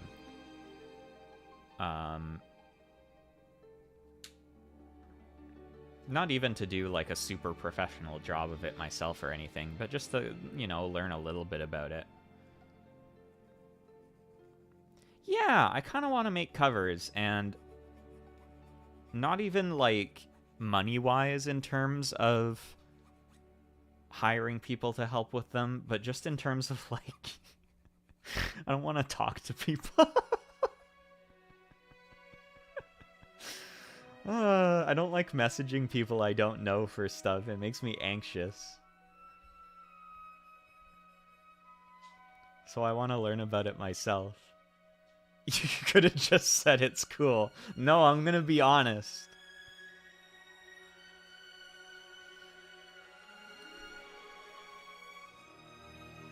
But yeah, so I kind of want to learn a little bit about that stuff. It seems interesting. I think I might finally make the jump to learning Reaper as well. Because I've heard lots of good things about Reaper. I've been an Audacity fanboy for most of my life. And I still love Audacity, but I've heard some pretty good stuff about Reaper as well. So maybe I'll try it out.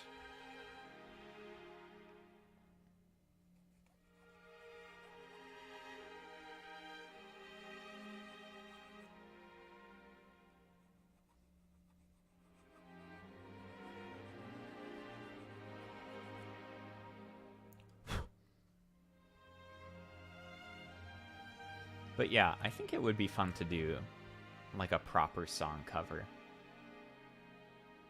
I like even just doing, like, little karaokes and, like, putting it on Twitter. But the problem is that, like, Twitter has such annoying video length limits. Like, you can only put up, like, I think it's, like, 2 minutes and 10 seconds or like 2 minutes and 20 seconds or something like that, which isn't long enough for most songs. And also they're gonna like start training AI on literally everything you put on Twitter now. So yeah, I could just put them on my channel, but it kind of feels like, even though it's like, who fucking cares? But I feel like if I'm gonna actually like post something to YouTube, I want it to just be a little bit more polished.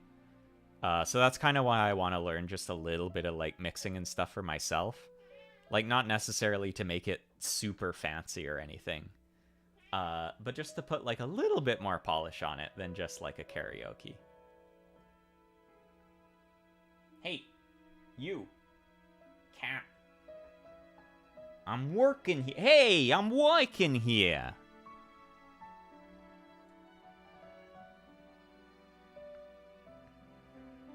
I swear to God, I'll do you what for.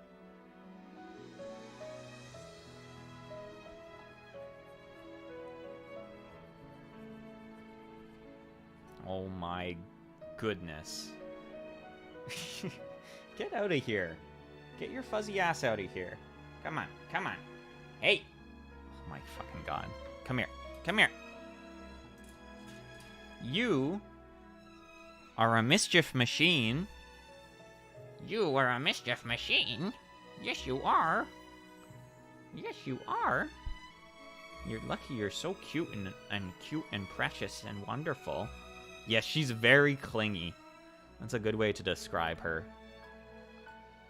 You're a clingy little girl.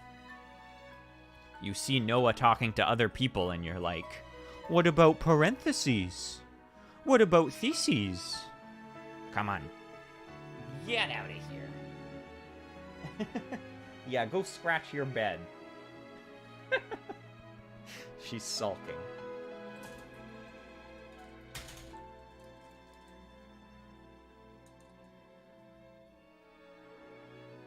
Okay.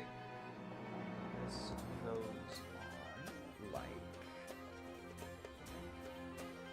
this.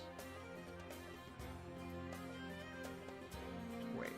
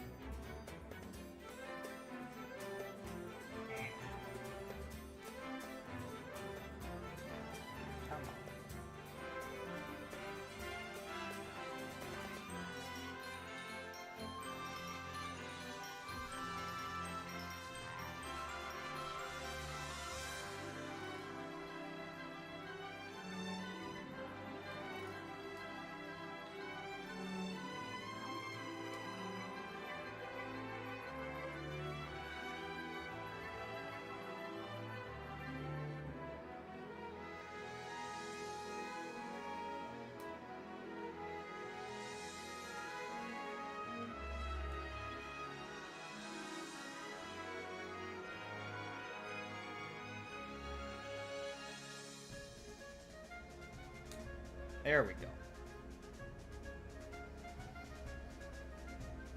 Yeah, I think the thing is like, cause Theses, when she was a kitten, she was just feral, basically. She was on the street. So now that she has a nice home, she's just a little bit extra clingy, which is, you know, that's fair.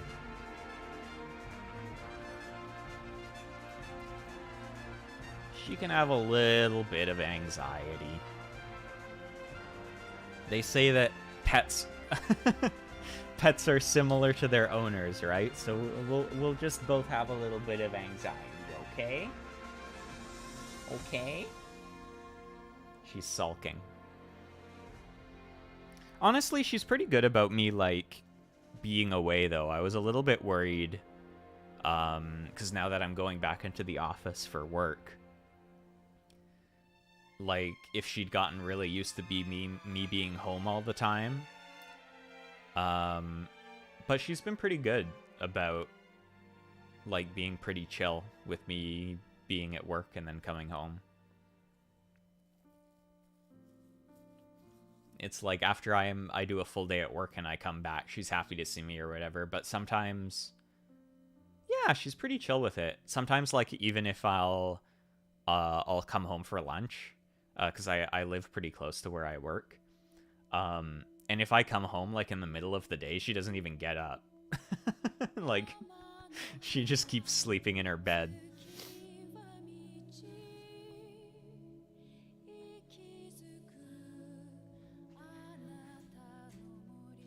Okay. Oh no, the hand. Alright, it's time to do the fucking hand.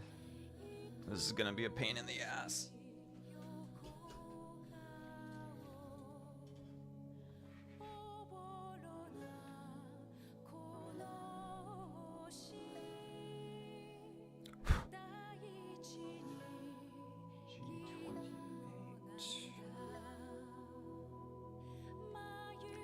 So, this model has fully articulated hands. Which is cool, because it means its hands are totally posable. And it's easy to make it hold different things. But it's a huge pain, because it means you have to snip out every single finger. 28, 29...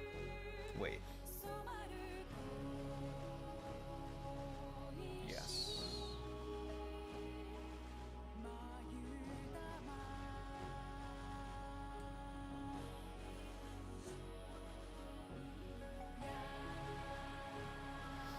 But yeah, with like the separation stuff, I think it helps that when I first got Theses, when she was still pretty young,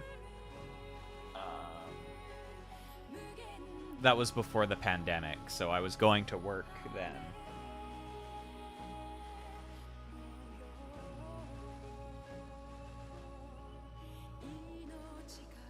So she had like a year of that before I started being at home all the time.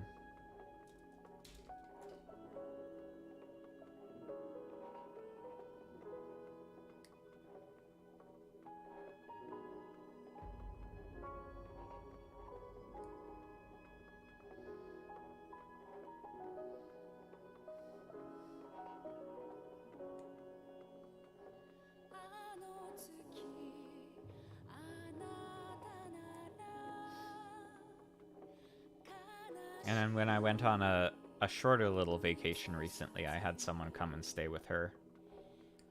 And she was apparently quite well behaved, so that was good. That was kind of like a little test run for this fall, well, and I'll be gone for longer.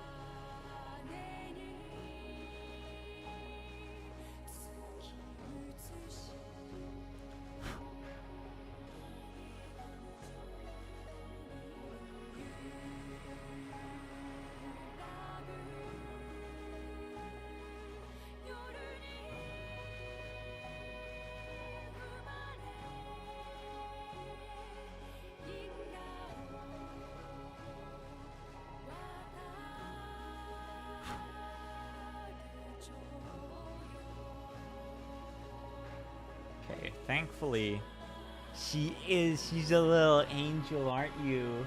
She's a perfect little angel, except for when she's being a brat.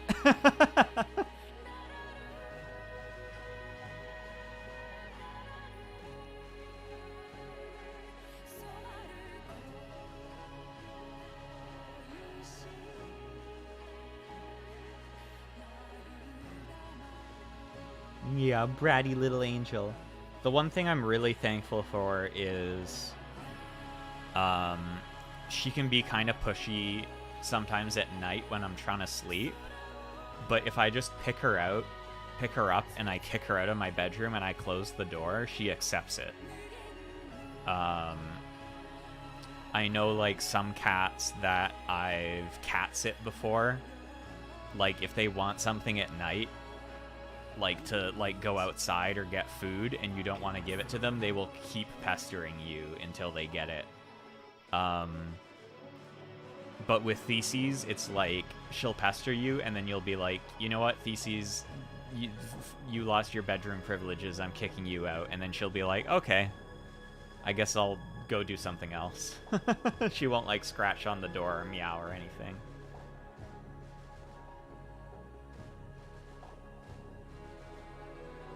Yeah, whatever, I don't care. I didn't even want to hang out with you.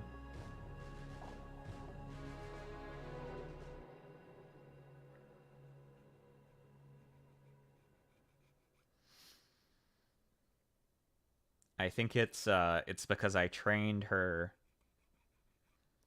when she was a kitten. Like if I kicked her out of the bedroom and then she scratched on the door, oh my god. We auto-switched to the really intense Nier remix again. I think this is not going to be very chill. But I'm going to put on the AC6 OST because it's really good.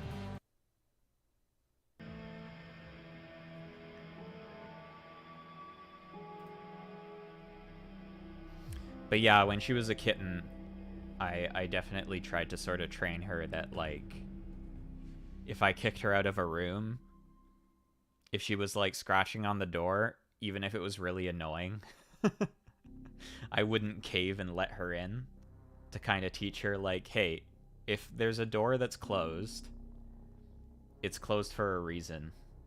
And even if you scratch on it, I won't let you in. And so now she just sort of accepts that fact.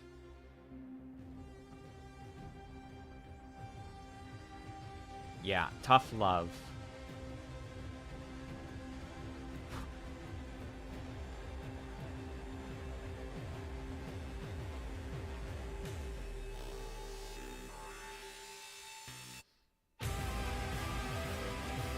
Oh, I have to turn this down a little bit, probably.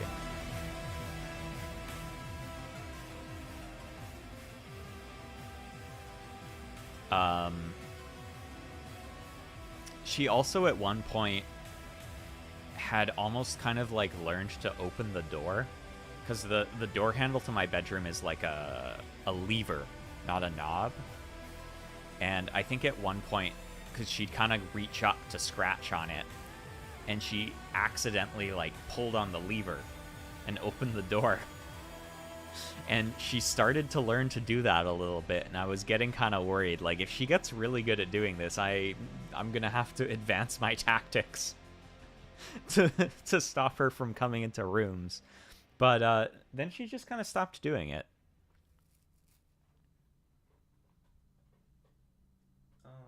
Okay, so these all just kind of...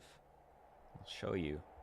Look, there's little tiny thingies. Yeah, it's kind of an example of her being both smart and dumb. Because she would realize that she could pull the lever to, like, unlatch the door, but then she didn't quite figure out that she needed to just push the door to open it after that. So she'd, like, actually open the door, like, with the latch, but then she'd be trying to, like, put her hand under it to, like, pull the door towards her when she needed to push it.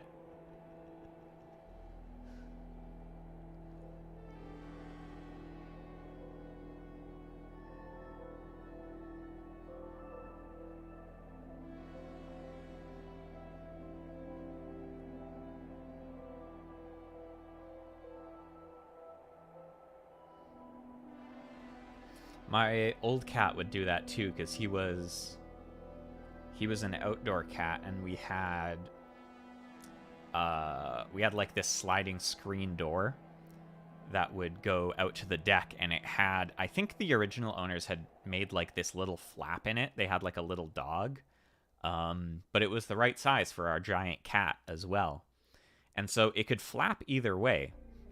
And so the very easy way to get through it was just to push on it with your head, and you could just push it open. But he would always insist on, he'd like hook his paw through it and then pull it open towards himself and then run through it really quick. And it's like, just push it, you dumbass. No. I'm gonna do it this way. He was orange. So.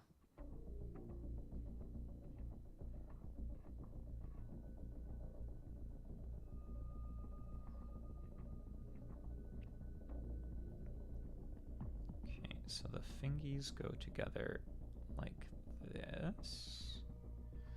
Now let's get some more. G33.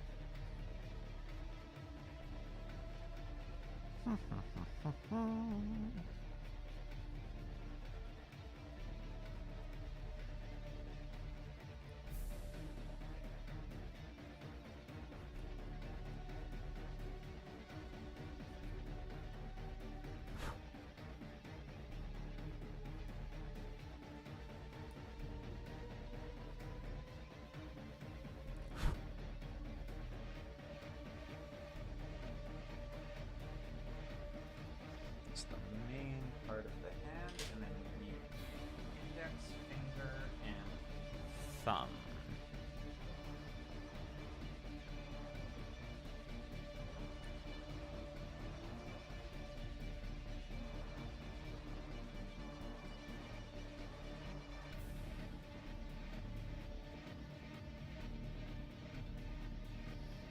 Thankfully, at least with these, the fingers are all one part. I feel like I've made one kit that actually had, like, the fingers segmented as well, and oh my god, that was a nightmare.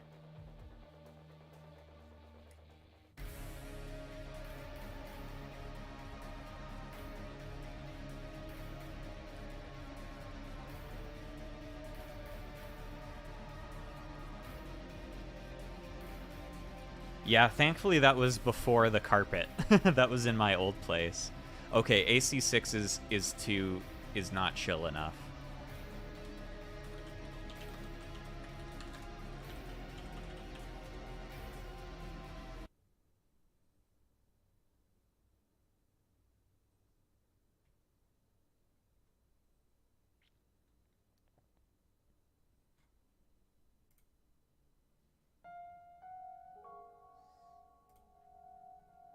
Intense part fiddling. The theme of making the hands. Gonna play chill music from FF14 instead.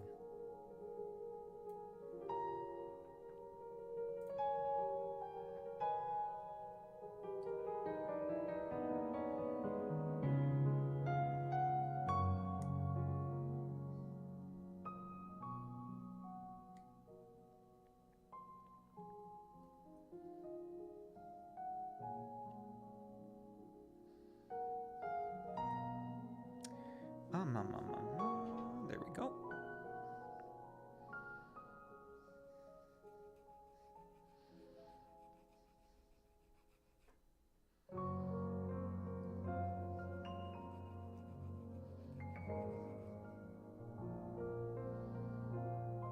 This reminds me, I need to do the 10th anniversary event for FF14 as well.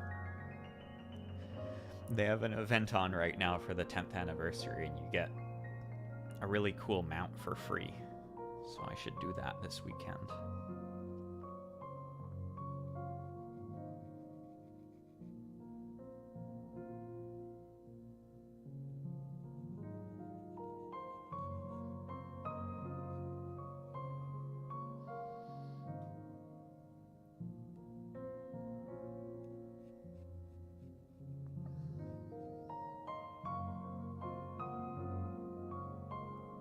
Sanding these fingers really feels like I'm giving it a manicure now. Oh my gosh, look at all these plastic nubs you have on your fingernails. You have to take better care of yourself, girl.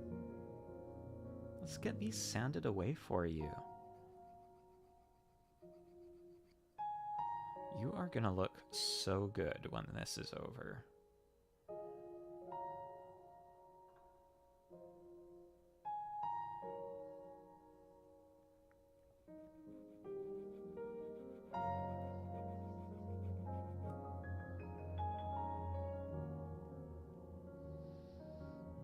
Honestly, I think, like, the biggest way to upset someone that's into Gunpla is to show them a model kit that still has all of the nub marks on it.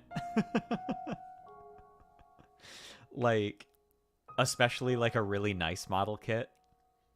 Like, if you show someone, like, a nice MG or something, but all the nub marks are still on there, it's like, ugh. We have, like, an intense desire to, like, take it apart and sand them all off and put it back together again. Oh god, just, like, actual sprue sticking out. I saw this really cool build someone did, actually, where they built, like, a throne out of, like, the extra plastic sprue. And they had, like, a model sitting in it. It was pretty neat. Do we have... Okay, I already cleaned this. So...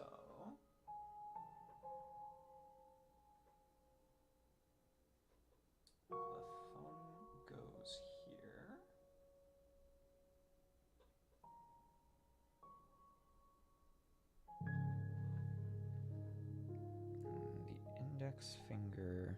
Wait. Yes, it is here.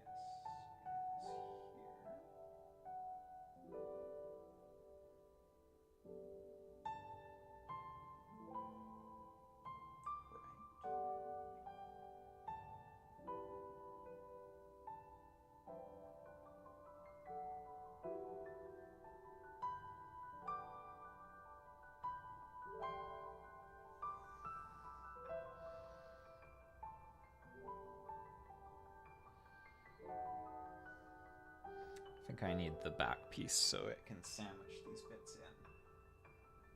So that's D8.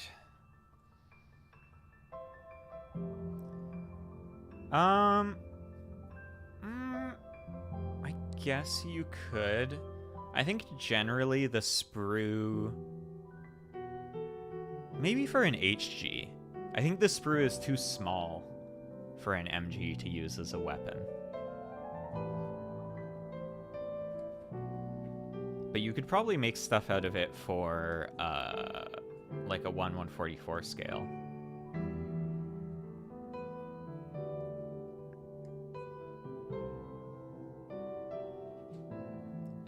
It's funny, I was gonna say, like, oh, you know, most mobile suits use more,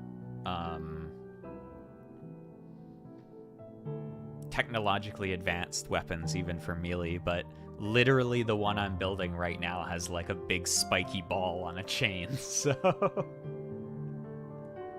The Gundam hammer!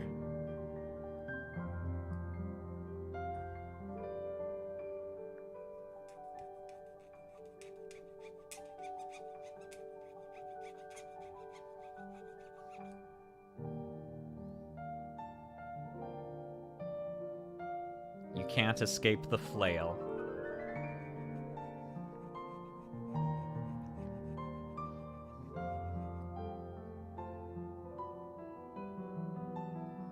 Especially if it's the size of, like, a big pickup truck. You really can't escape a flail.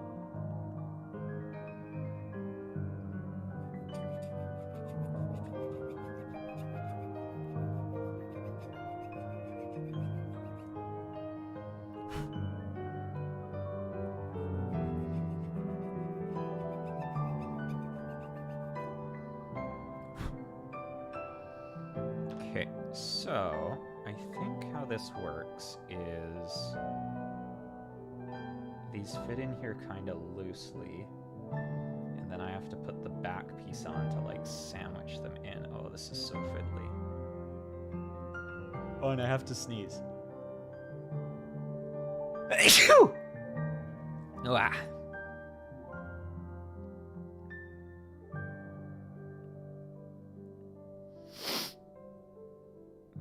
Taskawu.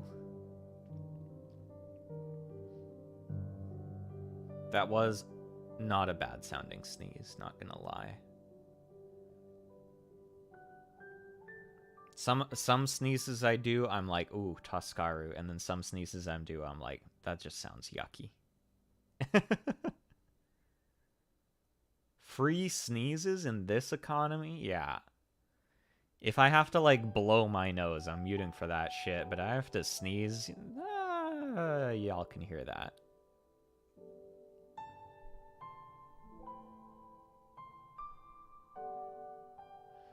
Okay, so that, like that. And then this, like that. And then don't knock anything out of place. Oh, other way around. I feel like a surgeon doing this.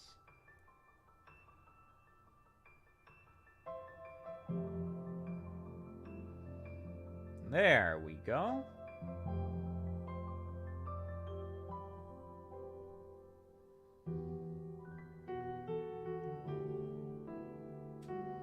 Hand.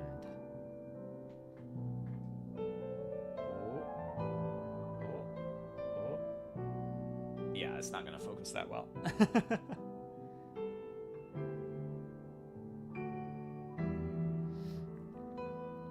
Actually, I feel like this one is kind of a decent middle ground where these, I'll use my own hand to demonstrate, these fingers are kind of connected together. So it gives them a little bit more stability, and then the index finger is free moving and the thumb is free moving.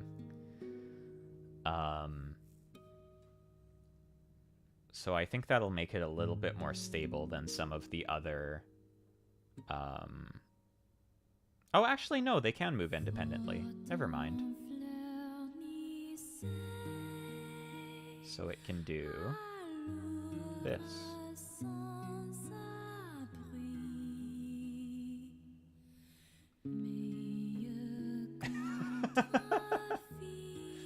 Focus. Oh, can I do this?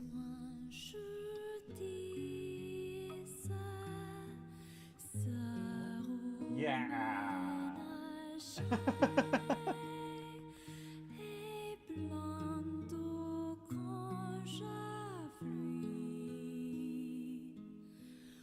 So rude. Lauren Chehak would never do that. That's the pilot of the Turn A. Lauren Chehak's a very kind boy. But I'd do that, 'cause I'm rude and evil.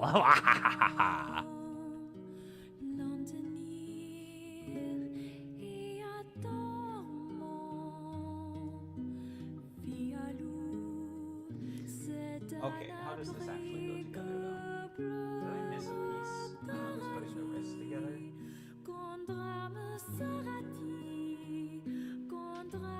Oh no, I was just looking at the wrong side.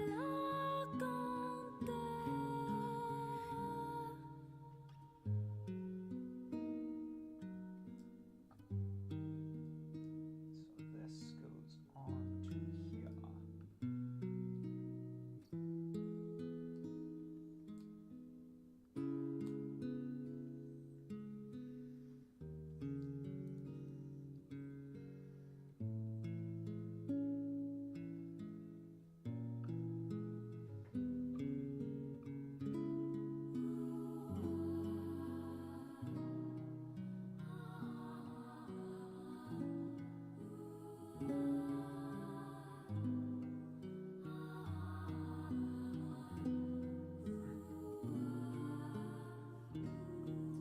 Like that is supposed to stick out a bit more, because otherwise there's not a lot of wrist movement on here. Just kind of like me. It's interesting that when I turn my chair around, you can actually see me turn.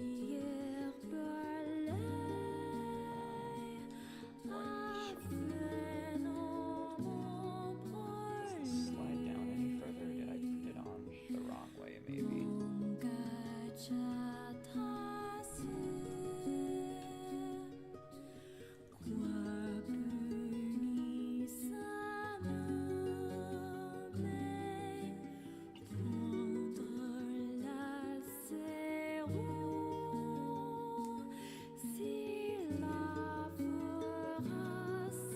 I might have put this on the wrong way. Oh, or maybe that's how that's supposed to go.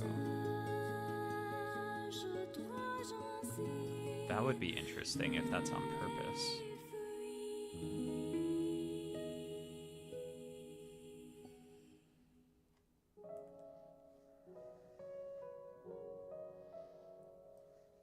But I'm still gonna take this apart to see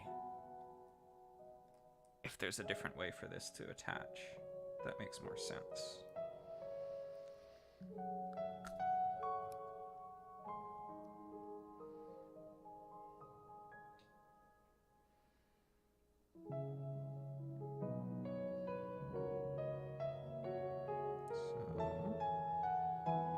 So these are like that. No, it seems like that's correct. So this is interesting, though. I think the way it's supposed to work is that the actual inner part of the arm can slide out further and then it gives the wrist more space to turn, and then it can slide in as well. There's always a lot of really interesting kind of mechanical things like this on the HGs. Oh, or is that right? Because it seems like this would lock that in place.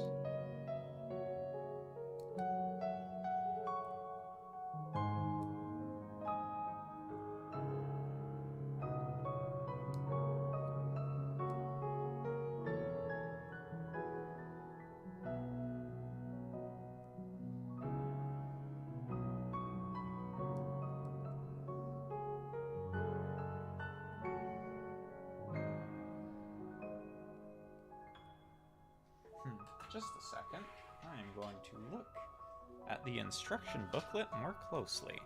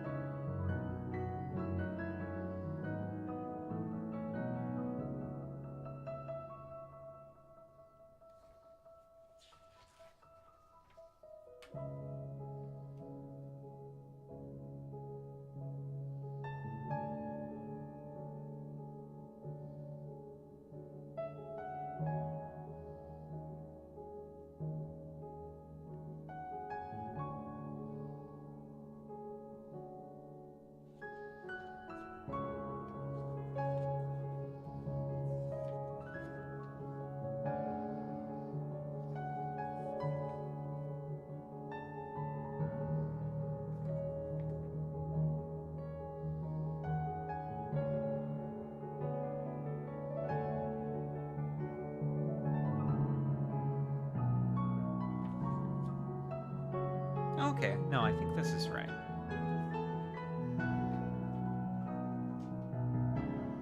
And this is thankfully, like, not that hard to take apart, if it turns out I was wrong.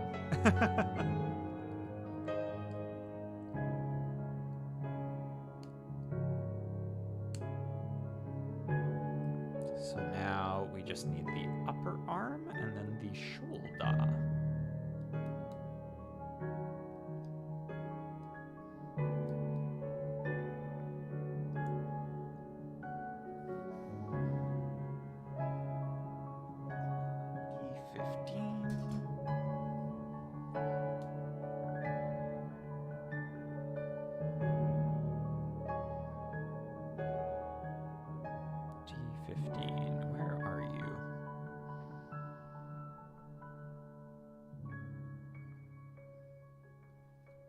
Wait. Oh, this isn't D. That's why I'm confused. This is better.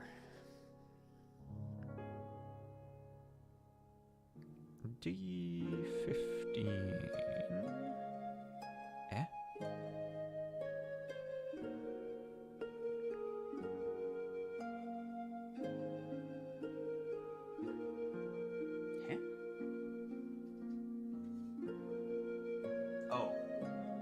That's the other reason I'm confused, is I'm not looking for D15, I'm looking for D14. Okay, now that we have the correct runner and the correct number, we're all good to go. Just a little bit of extra confusion. See, in this specific case, the instruction booklet was actually perfect, but my mind, we have,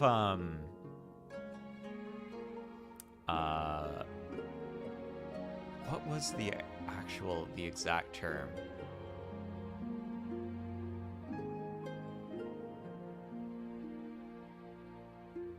I think it was like PEBUK. I worked in testing for a little while once, and we had this acronym. I think it was PEBUK. It was problem exists between, or no. Problem exists between PEBKUK? Problem exists between keyboard and user. Yeah, chair and computer, that's it. PEBKAK. See, you know it, you know it. I think we might have used chair and keyboard, but same thing, basically.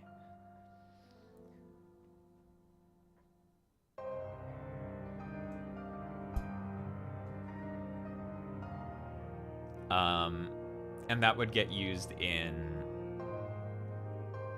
testing a lot, because, like, customers would report problems, and then we need to try and reproduce them to figure out what the actual issue in the code was.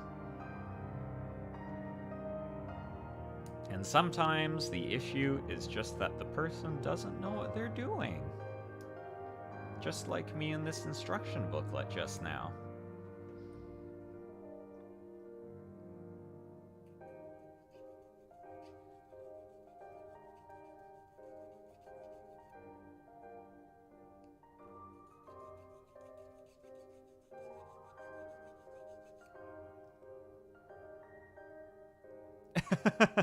Proud to be the weakest link.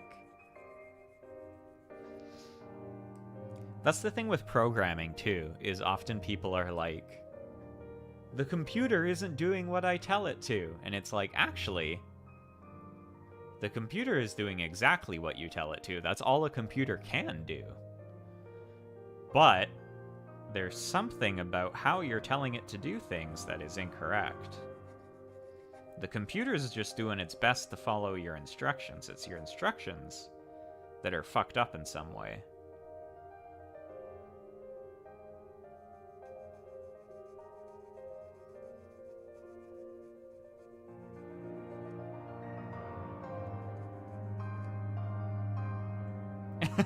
Yeah, the computer isn't guessing my intent properly. Honestly, if, like, procedural code gets better and better and that starts getting used more often, that might start being the case.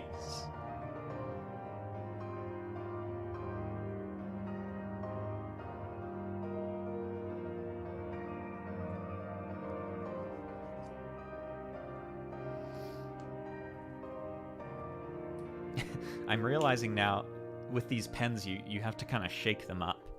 And it looks kind of sussy when I'm 3D, because I'm... Thankfully, it's so fast that it doesn't track that well. Because I got that swiftness.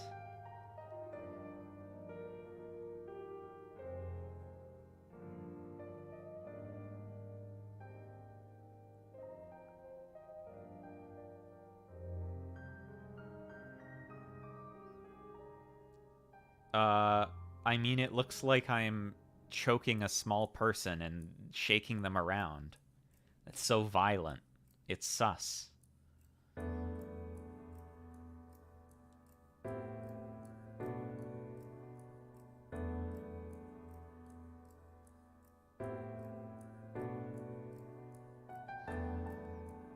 Just like how you'd kill a crewmate.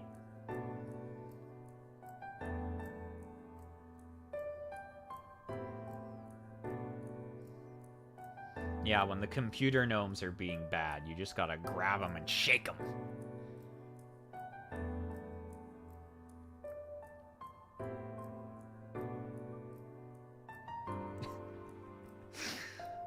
That made me think of something very vaguely related, but there's a fighting game called Under Night in Birth. And one of the characters, Merkava, is like this big monster. He's got these big noodly arms. And for his throw, he kind of just grabs you and he like shakes you around with his big noodle arms and then chucks you. But somehow universally, I don't know if this is what other people call it, but me and my friends, whenever someone lands that throw, we just go, "Don't shake the baby!"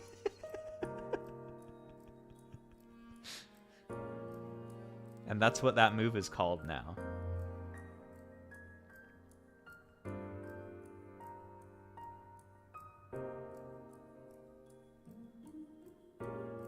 The baby shaker. Specifically, it's called Don't Shake the Baby. Even though what Merkava is doing very much is shaking the baby. I think it came from...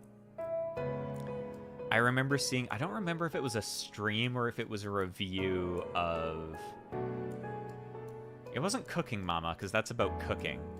But it was about like a similar game to that, where you're supposed to like take care of the baby. I think it was for the Wii. And it used like, it was either it used the Wiimote or it used like some kind of peripheral. But if you shook it, I think this was from like Giant Bomb or something. Because if you shook it, a big thing on the screen would come up and it would be like, don't shake the baby. And so you just got this great image of this guy like vigorously shaking the Wii remote. Don't shake the baby! Don't shake the baby!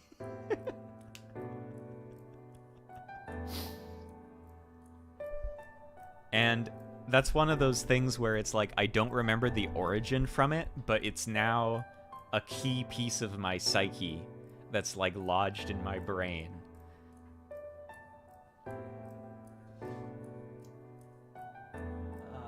Okay, H.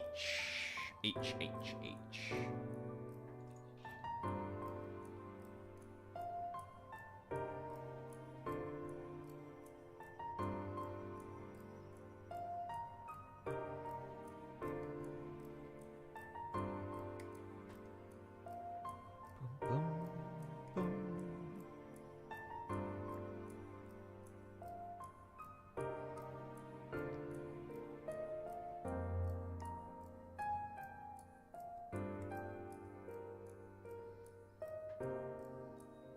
These are the right pieces, right?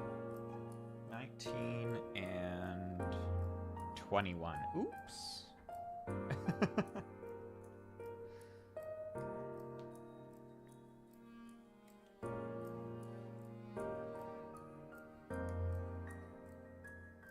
Uh-oh.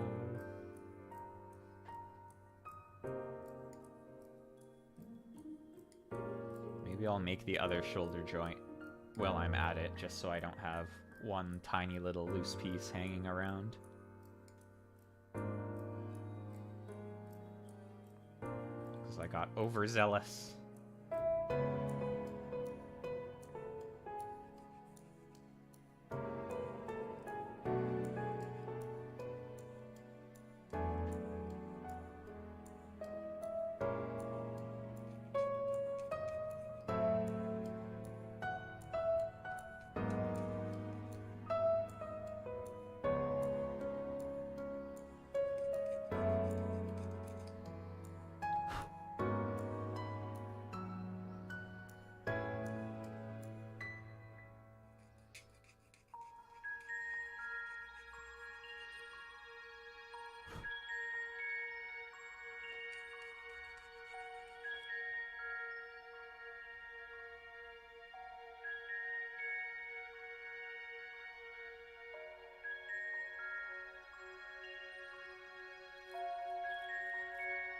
Speaking of fighting games, actually, I might stream some more Guilty Gear sometime soon. There was a new patch recently that added a bunch of new stuff for all the characters, and I want to mess with it more.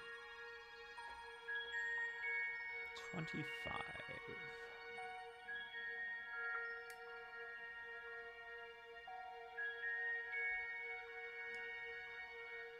I was playing a bit with a friend the other night, and it was good fun. I hadn't played Guilty in a while. Yeah, some more fighting. The trouble is like, I've been playing more Street Fighter recently, and so when I go and play Guilty Gear after playing Street Fighter, it feels like everything is moving in like 2 times speed. Because it's a way faster game.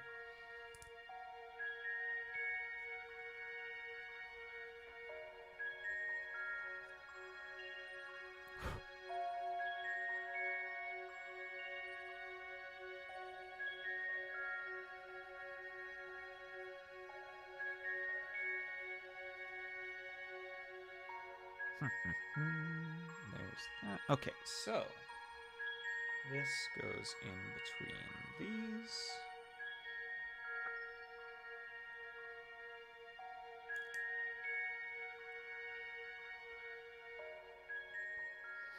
And then plugs into the top of this,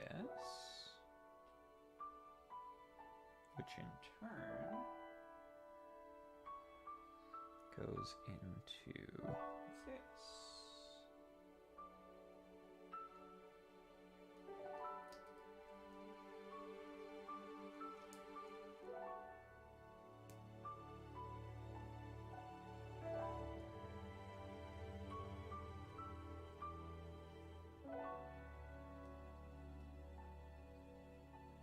That feels kind of loose.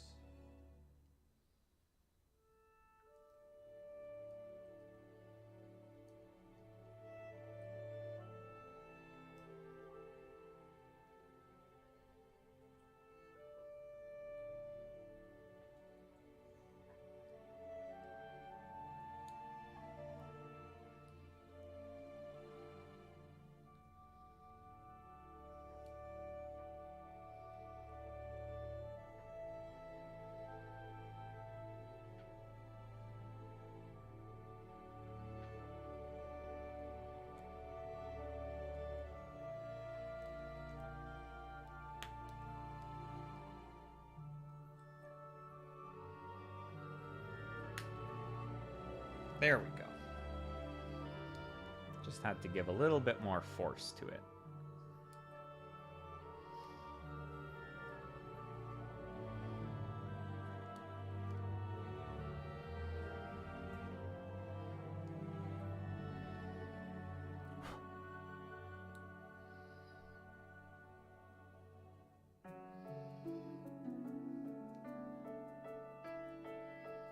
And now we have arm. It's funny because, like, I have my cameras right here, like below the monitor. So if I hold stuff up to the other camera, it looks like I'm raising my arms way the fuck over my head. Arm. And I'm just gonna do the other shoulder joint so I don't lose the pieces.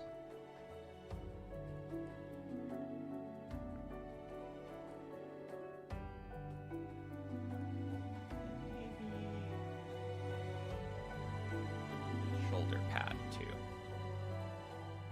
What time is it? It's like 12:40.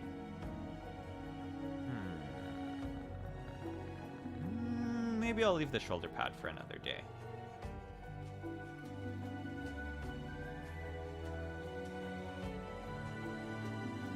I think it's got a lot of moving little bits in it.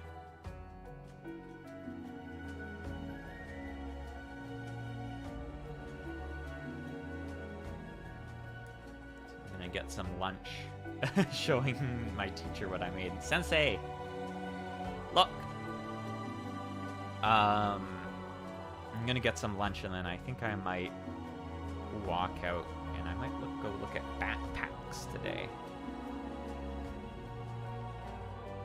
I kind of need, I think, a better backpack for my trip because I'm gonna be doing some hiking.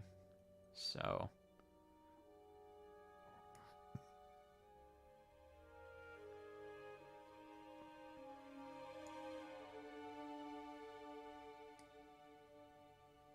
yeah, like a proper hiking backpack. I've got one that's like a travel pack that's not bad, but I'm not sure if I'd want to walk like really far with it. And by really far, I don't mean like that far, but like 10K. The one I have now is okay for like walking to a bus stop and getting on a bus, but the support in it I don't think is quite good enough for like a 3-hour hike.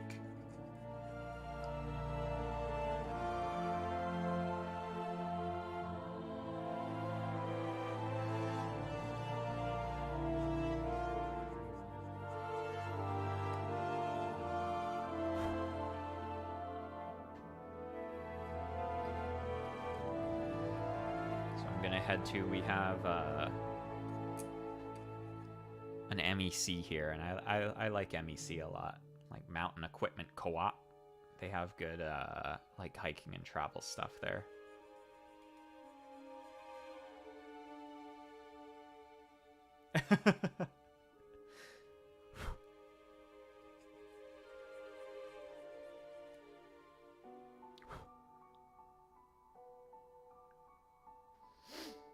Yeah, we have, I live here, and allegedly there's some other people here too.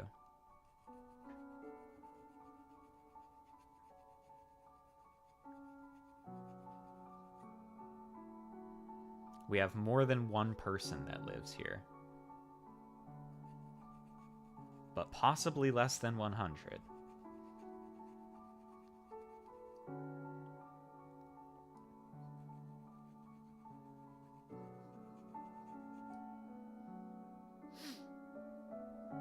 It is kind of crazy. The factoid that I always bring up, because it blows my mind, is that there's more people living in Tokyo than there are living in Canada.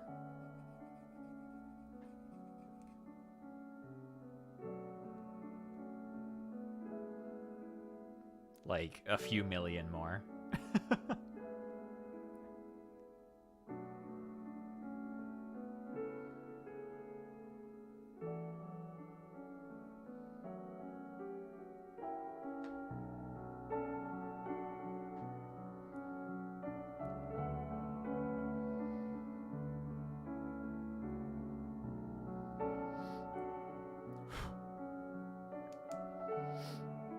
Yeah, to be fair, it's because, like, Canada's really big, but almost the entire population, like, lives along the southern border.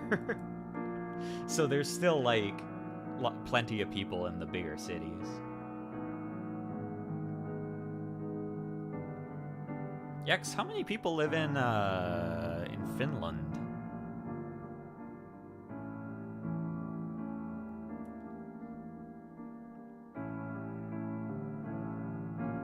Gonna put his arm on. 5.5 mil? That's still a decent number.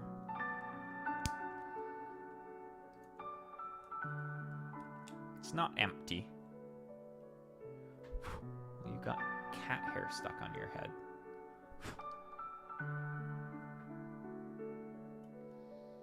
Here we go. Look at this handsome lad. I'm gonna... There, in focus. Oh, in focus. Oh.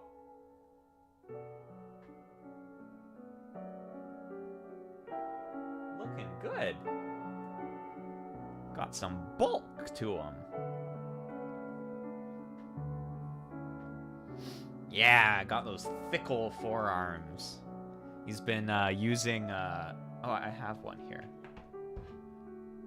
He's been using these things.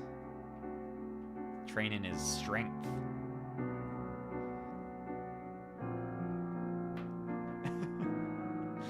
But yeah, I think I'll probably finish up here for today. Next time we will do the other arm and maybe some shoulders.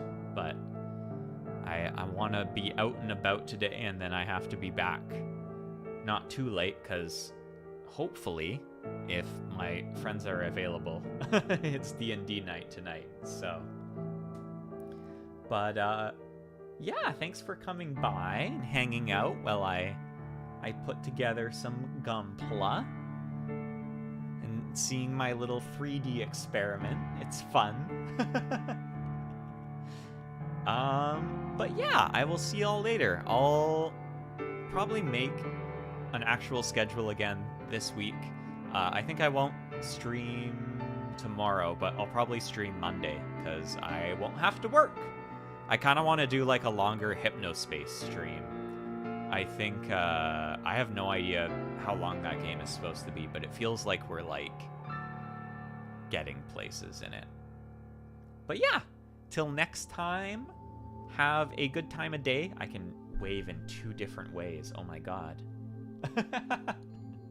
Bye!